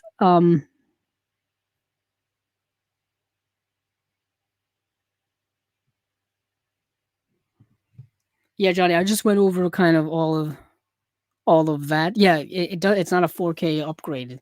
You just get kind of new special features, I assume. Um, and then we've got Johnny says I have a lot of dumb nostalgia for that goofy little Elvira film, enough to upgrade to 4K. Maybe once it's on sale. Um, yeah, do what I do. Wait for certain sales. That's kind of me. That's my kind of philosophy on these things. There's so much to collect. You might as well save when you can, especially if you know if there are sales around the corner. But like I said, Shawscope Volume 3 is also part of November sale. I've got Shawscope Volume 2 right here next to me. Um, and then I have Shawscope Volume 1 as well right here next to me. And of course, they got to do something about when if you tip these in the wrong way, the stuff comes flying out of them. So here's Shawscope Volume 1. You got blue, you got orange, and now you got green. I tell you, if you tip this ever so slightly, things come flying out of here like you wouldn't, like it's craziness. Um, so those are the two volume sets that I've got so far. Green coincidentally is my favorite color. So the fact that they're coming out with a green set is just like extra personal to me. Um, yeah, but that's cool stuff. That's it from Arrow. We've got a bunch of stuff. Shawscope Volume 3. We've got At Close Range, Elvira, Mistress of the Dark, A Simple Plan, Sam Raimi, The Invasion, if you like those 2007 thrillers. If you're nostalgic for that stuff. That movie came out when I was 20 years old, just to put that into people's perspective. I was going to the movies all the time. So I always saw that trailer and stuff. So we're done with Arrow. Now we move into the grand finale. Where are we sitting? Oh, we're at the 2 hour and 46-minute mark. We are at Vinegar Syndrome. This was the reason why I had put this off an extra day instead of doing Monday, the September 2nd for the live stream. Typically doing these on the Mondays. I went to Tuesday, September 3rd, just to give me an extra day to delve into everything they got going on here. And they had 26 releases combined when it came to Vinegar Syndrome and the OCN partner labels. Let's get into a lot of these. I'm not gonna. I did, like I said, I only had 2 days, 2 days to go through these, so I wasn't able to watch as much as I wanted. So we'll get into what I did see, what I find interesting.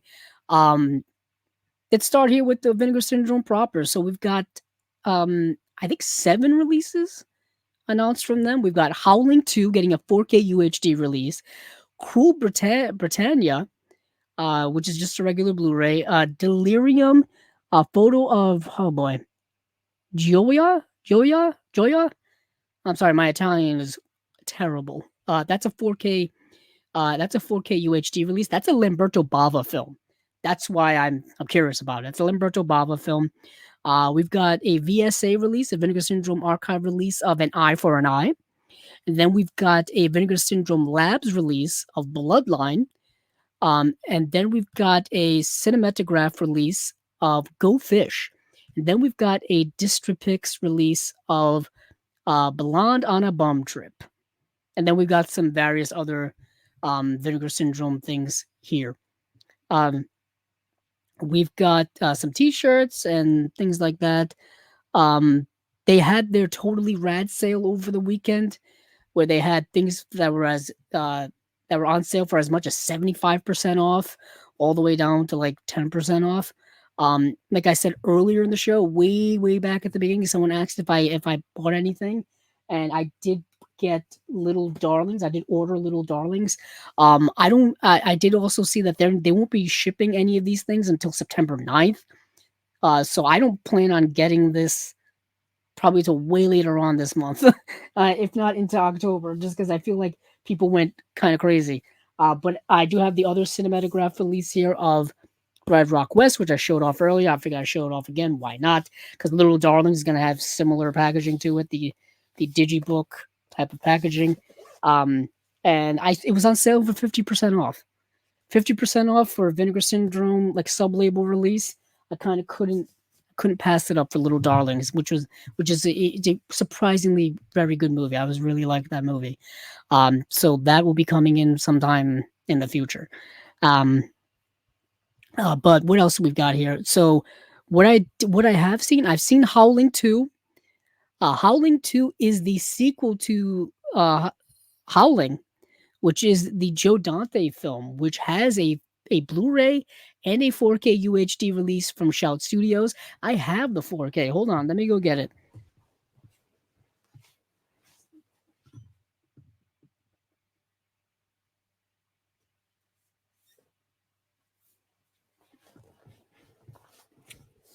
So I've got it right here. Luckily, my horror shelf is right off in that direction.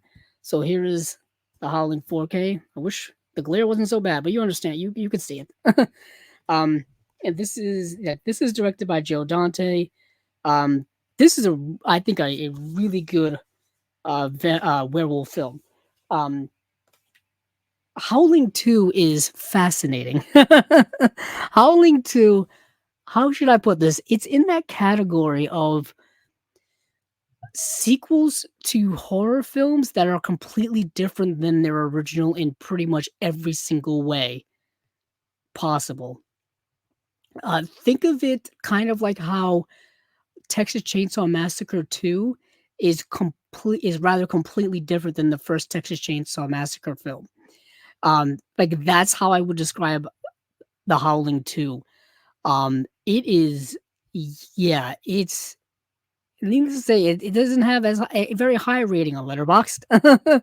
um, but it's getting a 2 disc 4K UHD release from Vinegar Syndrome. It's directed by Philippe Mora. Philippe Mora directed a couple of films I think I actually have. Philippe Mora directed Mad Dog Morgan.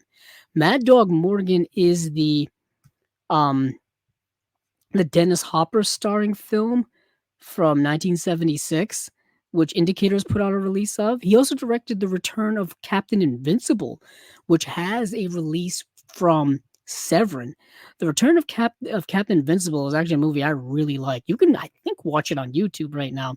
It stars um Alan Alda and Christopher Lee. Christopher Lee has it starts singing at one point. It's a wild movie. But Howling 2, it has the subtitle of like it has the subtitle Your Sister is a Werewolf. And it's got another subtitle as well. Like, yeah, it's a wild movie. It is though a direct sequel to The Howling. Um, yeah, so Ben is mourning the recent death of his sister Karen, who is the protagonist of the first film. So if you do need to see this film in order to kind of understand the beginning of the second. Um, uh, yeah, he believes that she was killed in a savage wolf attack. At her funeral, Ben is approached by the mysterious Stefan, who is portrayed by Christopher Lee, and warns him that a cult of werewolves had attacked Karen, that she too will become an undead lycanthrope. Although dismissing his claim as mere superstition, Ben's girlfriend Jenny convinces him that he should take Stefan's warning more seriously, and sure enough, Karen is soon back from the dead, covered in fur and complete with a deadly set of canines. After being narrowly saved from a fatal bite by Stefan, Ben is persuaded that he's telling the truth and volunteers to join him on his mission to destroy the increasing hordes of beastly creatures ravaging Europe. But as their journey takes them to Transylvania, where werewolves from around the world are gathering for their ritual, Ben and Stefan fear that they might be in over their heads, mainly once werewolf queen Sturba receives news of their arrival. Yeah, this is a B movie. B movie. Um, Christopher Lee, years later, had a small role in Joe Dante's Gremlins 2, The New Batch, and I think he apologized to Joe Dante for being in this movie. Even though I don't think Joe Dante had anything to do with it. Um,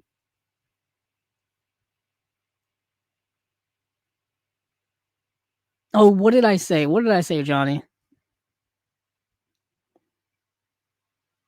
Oh, did I say Alan R? Did I say who did I say for Return of Captain Invincible? Because I do this all of the time. Did I say Alan Alda? Because I say Alan Alda and Alan Arkin. I intertwine them all the time. Completely different actors, completely different careers. Yet I completely botch their names because they both have the same first name and their last name starts with an A. It's too close. It's too close. People need different stage names. They need different stage names. Yep, you're right. You're right, Johnny. I did say Alan Alda. Uh, yeah, it always screws me up. What's crazy is when I was kind of thinking about this movie and thinking about the director's work in my head days ago, I did the same thing. I did the same exact thing. And I said, I know I'm going to do it on the show too. I know I'm going to screw up Alan Arkin and Alan Alda. Uh, yeah, they were both comedy giants of the 70s. You're right. You're right. They were both comedy giants of the 70s. Yeah, similar actors. Yeah, it's interesting. Um, but as I was saying, Howling 2 it's a B movie of a B movie. There's it's crazy special effects. There's nudity just for the sake of nudity in this film. Um, it's you have to see it to believe it. I believe it's streaming. I think it's streaming on Tubi or it's streaming on Amazon Prime Video. One of the two. Either way, I wouldn't pay to see this movie. It's not good. It's such a curiosity too, and they made more Howling films after this too. The production of this movie is fascinating too, because I believe the Howling, this one here, came out in '81, and this movie didn't come out until '85. Yeah, I think this came out in '81. Let me see. Yeah, this did come out in '81. Um, but yeah, so it's what an interesting movie. Reb Brown plays like the hero protagonist in this. Reb Brown is in one of the funniest and most well-known episodes of Mystery Science Theater 3000 ever, and that's called Space Mutiny. If you ever have the chance to watch that episode of Mystery Science Theater 3000, do it because it's hilarious. Because he's in the movie Space Mutiny, and he's such a bad B actor. He's so bad. Oh, I haven't seen this was my first Howling sequel. First time I've ever seen a Howling sequel, Johnny. Um oh, We're Kangaroos. I thought this movie was wild. Oh man. The ending of this movie is so absurd. Man, it's so I can't even describe it, but I gotta move past it just for the interest of time. And I'm starting to fade in terms of energy here. This is why I'll say this for any of you out there starting a podcast and wanting to do a podcast, make sure uh, you get yourself like physically ready to do it because it takes a lot out of you. We got a brand new audio commentary with director Philip Mora, holy heck, and author slash screenwriter Kelly Goodner. This is obviously a 4K UHD, like I said, in Dolby Vision. Holy heck, I couldn't imagine what this movie's gonna look like in that way. Lights, Camera, Werewolves, a 35-minute conversation with the director. Um, damn. A romp through Czechoslovakia, an interview with actress Annie Pressman. Man, I really wish Christopher Lee was still alive to get an interview for this.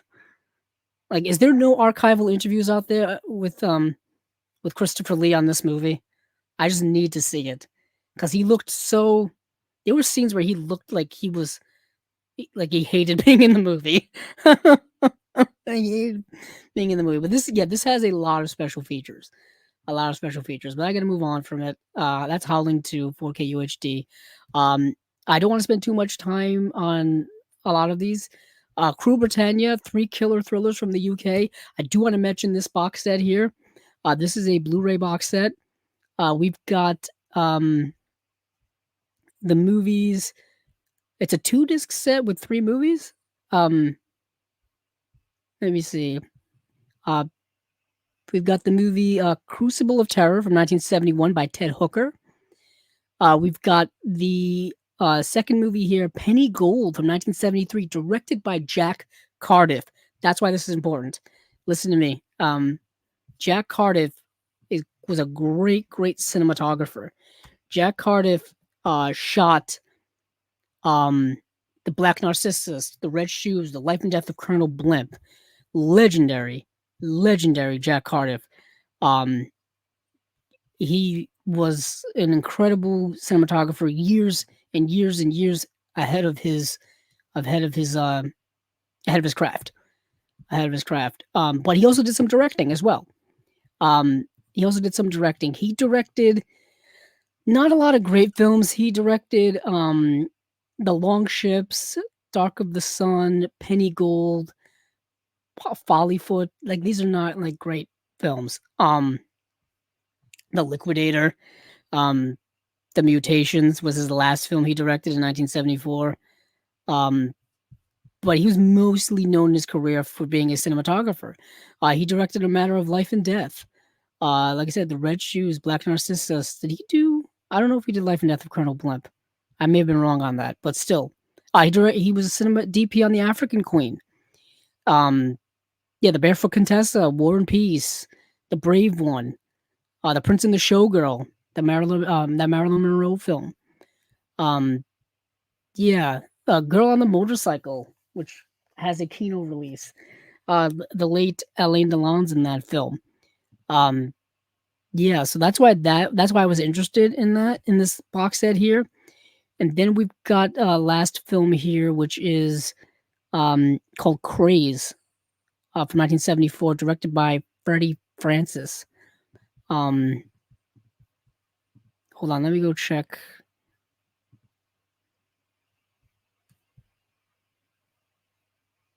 Yeah, Craze, right? Yeah, I said Craze. Freddie Francis. Yeah, Freddie Francis directed Dr. Terror's House of Horrors.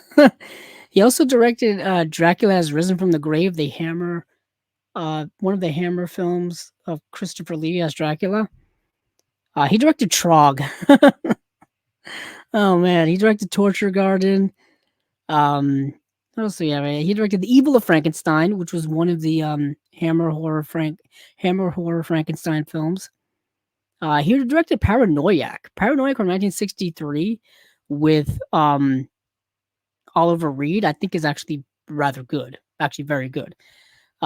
So that's kind of why I wanted to mention this set here. We got a commentary track by Kim Newman on each of the films. That's very cool. Each were scanned and restored in 4K from their 35mm original camera negative. Crucible of Terror scanned and restored in 2K from a 35mm vault positive. So you got Penny Gold and Craze 4K scan, Crucible of Terror 2K scan. All right, that makes sense.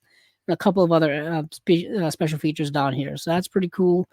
Like I said, the Lamberto Bava film, which is Delirium, photo of Goya? Gioia? Oh boy. It's Gioia. Gioia? I have no idea. I'm just scraping the bottom here. Scraping the bottom here. This is a 4K, a 2-disc 4K set edition. Sorry, edition. Lots of special features here. There's a 41-minute making of documentary on here as well, called Nightmare Delirium. That's very cool. That's good to know. I know nothing about this movie, but I know Lamberto Bava's work, a little bit of his work. Yeah. Let me move on from there in the interest of time. I do want to talk about the Cinematograph release, Go Fish. Like I said, this line, which is being produced by Justin La Liberty, whom, if you follow him on Twitter, follow his Letterboxd. He's a good follow. He's a really good follow. He sees so many movies. Chances are, if there's a movie that you're looking up on Letterboxd, his name's going to be under it because he's seen it. But Cinematograph, this is a very interesting 90s indie film, queer indie film. This is that queer cinema revival of the 90s. Think of something, when I was watching, I immediately thought of Cheryl Dunye's The Watermelon Woman, It has that vibe to it. It's even, I would say, even more kind of low key than that, even more indie than that, which is kind of tough to pull off, but it's really, really good. Um, hold on, let me see. Let me go check. Yeah.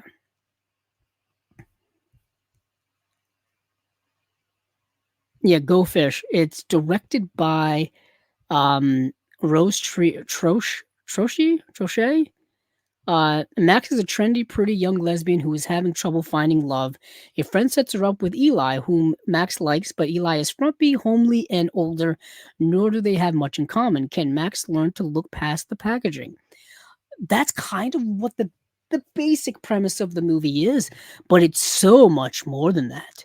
It's so much more than that. It's dealing with a lot of questions about queer identity, about identity within the LGBTQ plus community, specifically, obviously, at that time, but also asking questions that are probably still um, relevant to today, because they're very humanistic questions of the search for identity, of all of those things, and essentially existentialism within that community and existentialism in general.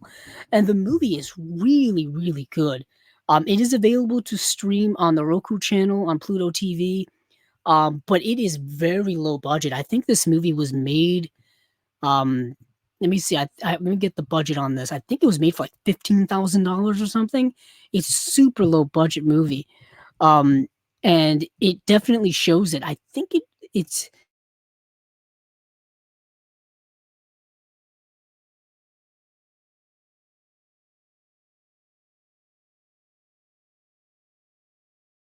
known predominantly as a writer, and um, she wrote like a American Psycho. Let me see if I yeah, budget $15,000. Um, yeah, it's a fascinating little indie film from the '90s. Yeah, yeah, I know. Thank you, Johnny. Don't worry, only 38 more partner labels. Yeah, I haven't even gotten to the partner labels yet, and I'm like, swimming. I'm gonna pass out after this. Like I watch stuff after the podcast, but I don't think I've got it in me to watch anything after this. Um, yeah, as I was saying, Guinevere Turner, um, known primarily as a writer, has directed some things before. Hold on, I was just forgot to spell Guinevere. Yeah, Guinevere Turner, who wrote American Psycho. She's an actress, writer, producer, director. I want to see what else she's written. She was also she's also in American Psycho in one scene. She's also in um like small roles in like I think Chasing Amy. She's like in the background in one scene. Um what's interesting is if I remember correctly, the making of Chasing Amy, she's part of the inspiration behind that movie. Um if you watch the making of Chasing Amy, the Kevin Smith film called Tracing Amy. I think part of the inspiration behind that movie is Guinevere Turner, but also part of it is um, Kevin Smith's relationship with Joey Lauren Adams at the time. That's part of it, and then that's also part of it as well. Um, so yeah, I'm fading like you wouldn't believe here. But that's Go Fish. But Go Fish is really, really good. Um, yeah, Max co-writer Guinevere Turner, a young lesbian college student living in Chicago, is in an aromatic dry spell. Her roommate Kia sets Max up with Eli, like I said, an older woman, and Max initially dismisses, but ultimately falls for until it's revealed that Eli may already be committed. That's also another part of it. The movie's more about like relationships and things like that. It's a very open dialogue heavy movie. If you're thinking of that 90s indie realm, think of Clerks. Like I just said, the Kevin Smith Clerks, Chasing Amy, Watermelon Woman, um, all of those types of like really talky 90s indie films. That's this type of movie. Special features here. Our new audio commentary with director, co-writer, and editor Rose Trochet, moderated by cinematographer Justin Liberty. New audio commentary with queer film historian Elizabeth Purcell and writer Shayna Macy Warner. New video interview with Rose Trochet. New video interview with actress and co-writer Guinevere Turner. New video interview with actress Anastasia Wilcox. New video interview with actress V.S. Brody. Guinevere Turner is also in The Watermelon Woman, now that I'm thinking about it. So there's the connection right there. New text essays by queer film guide author Kyle Turner, film critic Jordan Searles, and queer filmmaker / historian / archivist Jenny Olson. Yeah, I want this release pretty significantly. I've been truthfully wanting to do something here on Chasing Labels for many years, dealing with queer cinema, dealing with specifically new queer cinema of the late 80s and into the 90s. And I realized that I don't know a lot about it. I'm a relative novice when it comes to these things. So I'm trying to learn as much as I can before I make any video here on Chasing Labels or on YouTube or in general. I don't want to be you sending out information I don't know what I'm talking about. I feel like a lot of people talk before they know anything anymore. But yeah, this is the cinematograph release. Let's move over to the partner labels releases. We've got a bunch of them. We had 19 of them.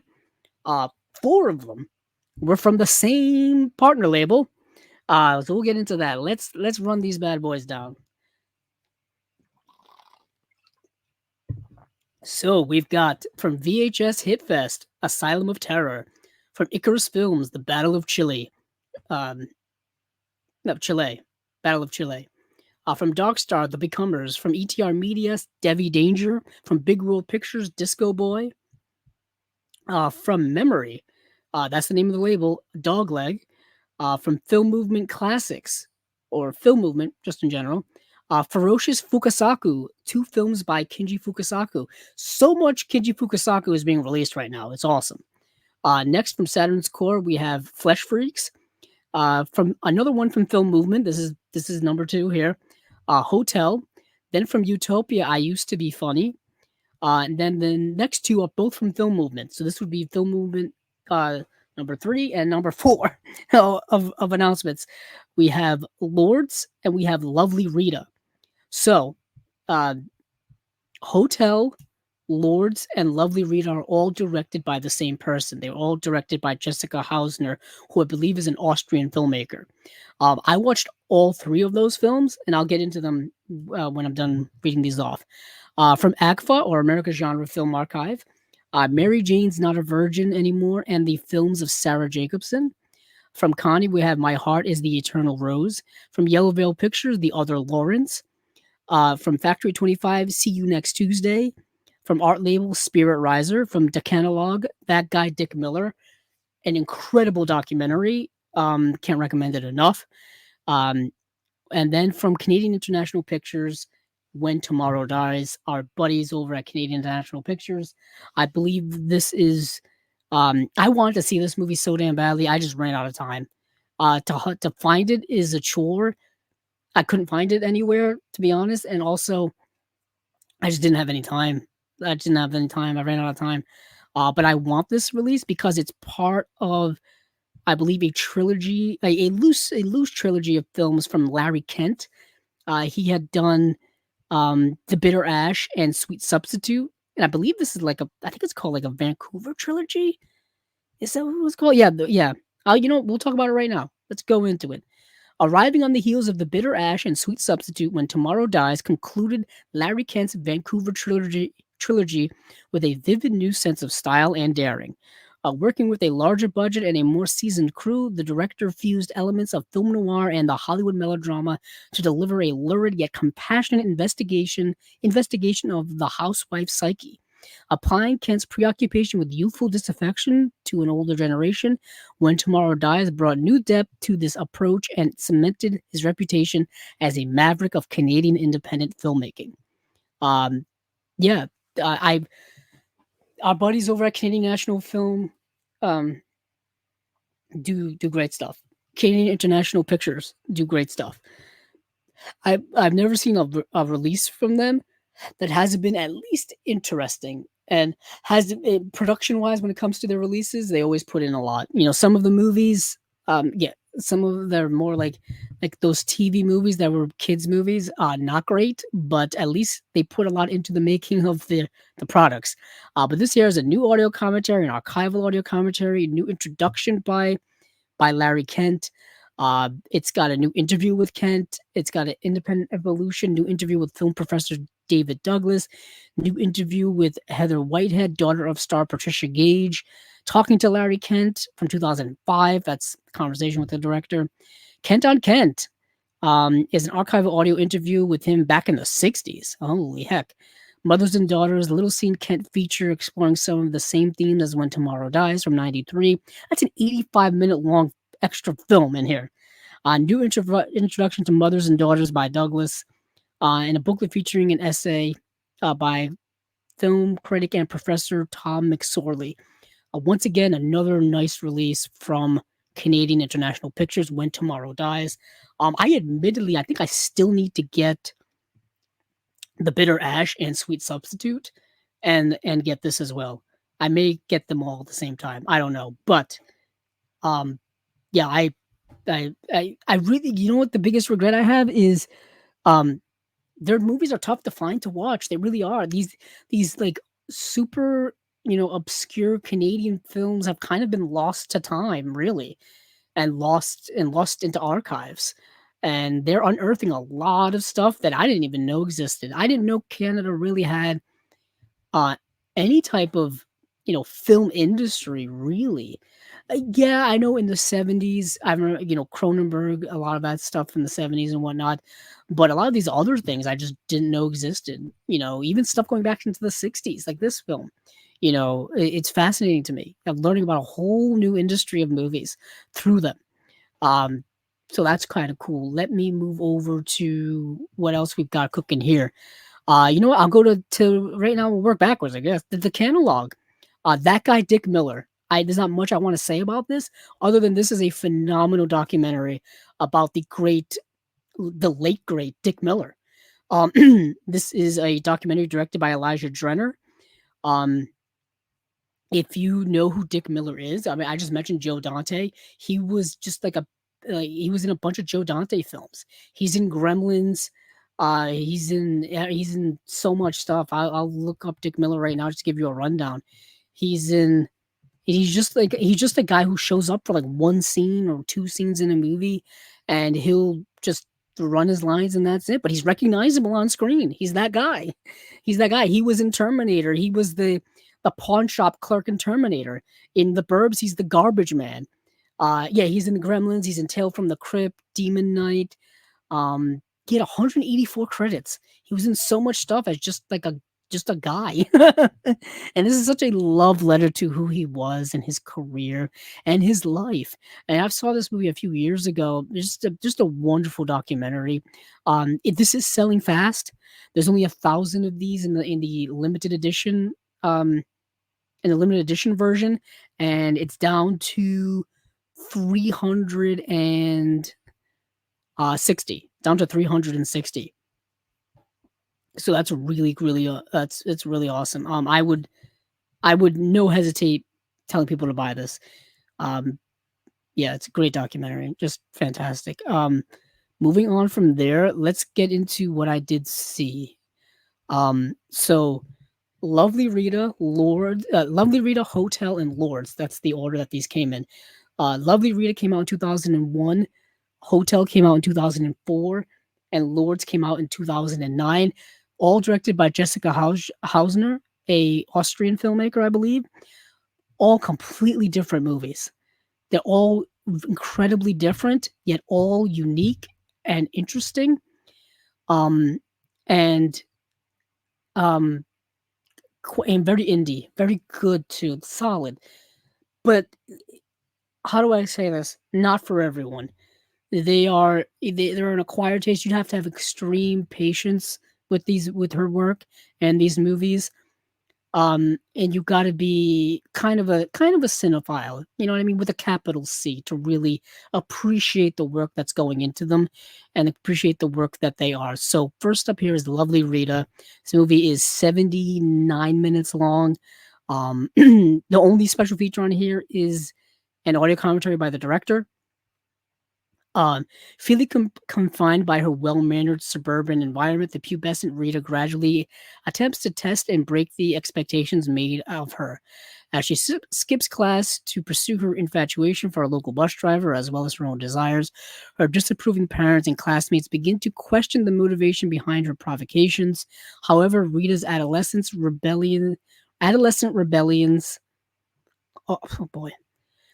However, Rita's adolescent rebellions occlude a more sinister intention. Um, yeah, that's kind of accurate. Um, it's it's a coming of age film done in a very blunt manner. Um, about a young woman who is kind of trapped in her not even like not even like harsh circumstances or anything. Like her parents aren't abusive and her world is not like uncomfortable or in any way. It's kind of a critique on kind of like middle class bourgeoisie, complacent boredom, really, from a teenage perspective, and kind of rebellion and going through those teenage angst, growing pains, and trying to go through those existential crises that most people have at that time, doing things you're not supposed to do, exploring things you haven't really explored before, whether it be hormonal or sexual or social or whatever, maybe perhaps doing things that are growing up too fast in certain aspects. You know what I mean? Teenage years are an interesting minefield of exploration that many of us go through, and the film is very much exploring that on a very um, authentic, authentic way. Authentic way, I would say, specifically from a woman's perspective, a female perspective, a young girl's perspective. Um, an interesting movie, a very quiet but profound film in many ways. Um, yeah, it was very good. It's a very good film. You can tell limitations when it comes to budget and things like that. The film is shot almost like a home movie, really. It feels like a film that one would make as being a film student in college or university or something like that. Um, yeah, it's interesting. It came out in 2001. Like I said, relatively short runtime. But moving on to Hotel. Hotel couldn't be more different. Hotel is a movie that, you guessed it, takes place in a hotel.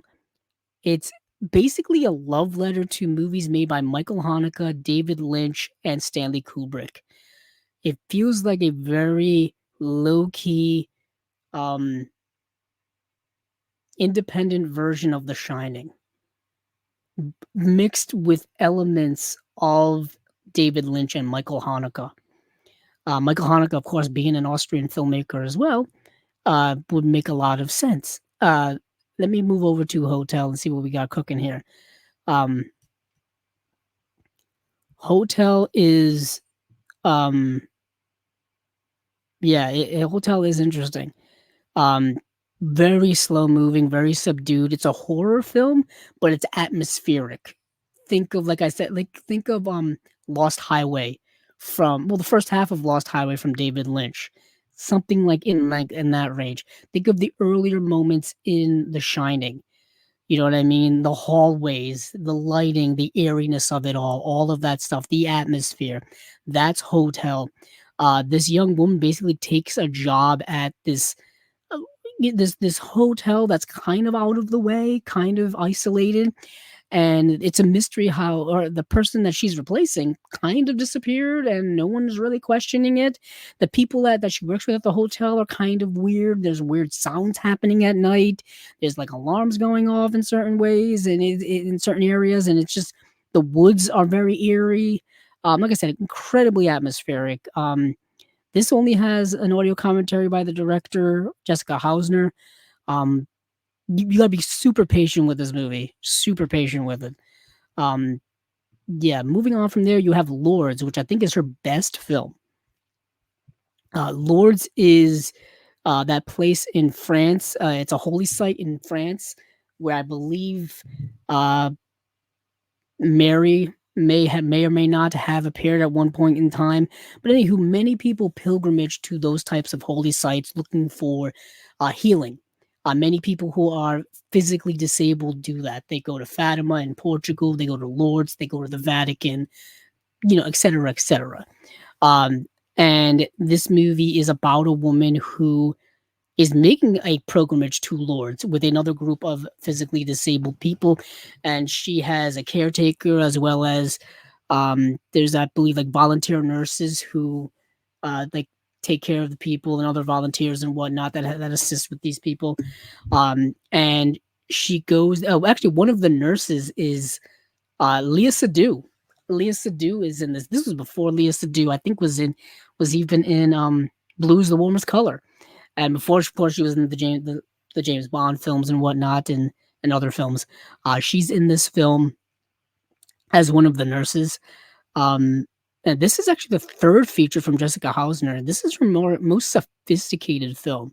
Yet again, another film that you got to take your time with. You got to be really patient with, and it's all underneath the surface. The themes are all underneath the surface of this movie. So what happens is this woman who is, I think she has a multiple sclerosis, something similar to that. Um, but she's wheelchair bound. She can't move, and she goes to Lourdes, and she starts slowly like she's able to start moving again. She's able to start walking again, and people around her are like, "Oh, this is a miracle. This is all of those things. This is miraculous. Call a priest. Call the Vatican. Call somebody. Call the doctors. See what happened here." But while the movie, you would think, oh, it's a Christian movie. It's oh, miracles are amazing. It's great. All that kind of stuff. The movie's not really that. The movie is constantly questioning the human perspective of religion and faith, and also constantly questioning the idea of miracles being real or not real, and also questioning what the human response to miracles would actually be. Would it be this idea of like, oh, like, would it be a positive thing, or would it be something that people would be skeptical of? Would people be pessimistic about? Or would people start asking questions like, oh, why is that person healed while that person's not healed? Why her, not me?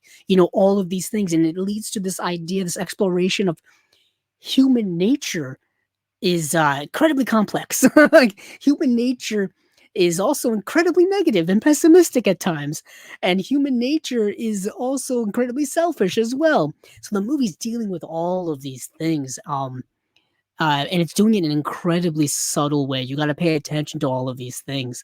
Like I said, it's the most sophisticated film that she did. There's a Jessica Hausner interview on here. There's a short film on here as well.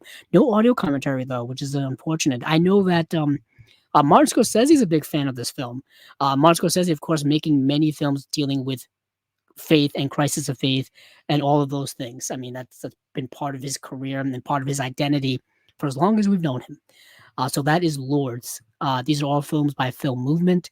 Really good stuff. Really good stuff. I do want to touch on some other things here. Um, um, Agfo's release of Mary Jane's Not a Virgin Anymore and the films of Sarah Jacobson. This is a very interesting companion piece to Go Fish. Very similar companion piece. Um, it's also a super low budget B movie from the 90s. Um, excuse me. So Sarah Jacobson's, Agfo, let's see. Blah, blah, blah, blah, blah, blah, blah. And this is a more of a collection of Sarah Jacobson's film, but the highlight of it is Mary Jane's Not a Virgin Anymore. It's just Sarah Jacobson's only feature film, is a vibrant and vital antidote to every phony Hollywood teen picture, bringing lo-fi realness to coming-of-age genre, very much so. So it's predominantly, it's primarily a film about these young people who all work at a movie theater. They all work at a movie theater, and actually it's more from the perspective of the youngest one who works there, who happens to be still a teenager. So these are basically like, she's hanging around with the older kids, the kids in who are college aged, or maybe even older than that, and she's the young one. She's hanging out with all of them, but she's still going through the teenage phase of, like I said, existential development and existential crises in term of, and exploration of the world and all that kind of stuff. Sexual awakening and all these things and whatnot. She's going through all that stuff while all of these other people that she's around have all gone through that. So she's learning from them. She's asking questions about, like, what was their first time like, what's life like in college, what's all this kind of stuff like when you're older. She's hanging around with them at parties and smoking and getting into all kinds of stuff and whatnot. um it's an incredibly kind of authentic experience of what it's like to hang out with people of an older age when you are of a younger age. You know what I mean? I found that to be rather interesting. And this movie here, is very much in the same vein as like a Richard Linklater Slacker or Dazed and Confused or Kevin Smith's Clerks. Yet again, you're seeing this type of, that indie type of realm, very dialogue heavy, very situationally based. This is a very raw film. This film was actually, I think, shot on Super 8 reverse stock, whereas Clerks was shot on 16 millimeter reverse stock, if I remember. So this movie is even a lower quality in terms of video quality than Clerks was. So it's very fascinating what this movie is exploring and all that it's exploring.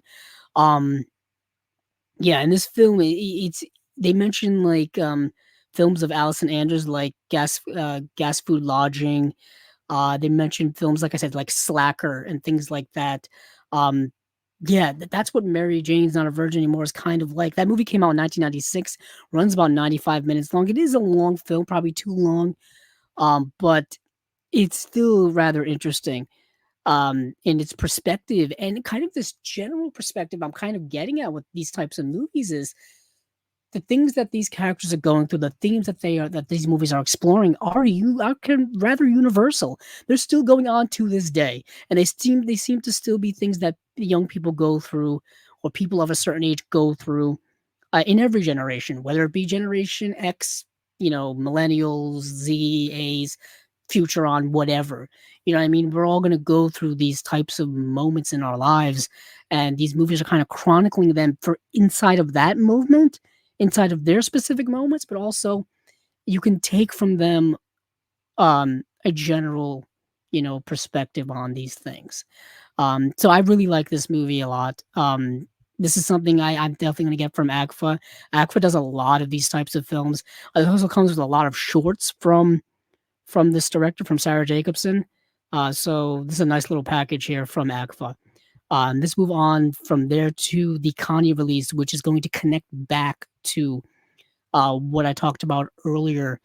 Um, this movie is My Heart Is That Eternal Rose, directed by Patrick Tam. This movie is like 1980s Hong Kong action meets Wong Kar-wai. Finding out that Patrick Tam was an editor on a couple of Wong Kar-wai films makes so much sense to me now. This movie is really interesting, really good. Um, yeah, I can't stress this enough. People watch this movie. Um, the idyllic beachside life of a retired triad boss, his daughter Lap, and her boyfriend Rick shatters when a mob favor turns into a bloody shootout, trading her freedom for her father's. Lap becomes mistress to Godfather Shen, while Rick goes into exile. Years later, as Shen unknowingly hires Rick as a hitman, Lap sees her chance of escape, while Doe-Eye Triad gopher Tony Lung completes the doomed quadrangle. Um, it's it's incredibly stylized in that 1980s Hong Kong style. Um, Visually beautiful at times. There's great action sequence, but the movie's not entirely about action sequences. It reminded me a lot of John Woo's A Better Tomorrow in that sense, in that style, more so than something like The Killer or Hard Boiled. It's not that type of level of action. Way more way more low key than that, but it's really really good.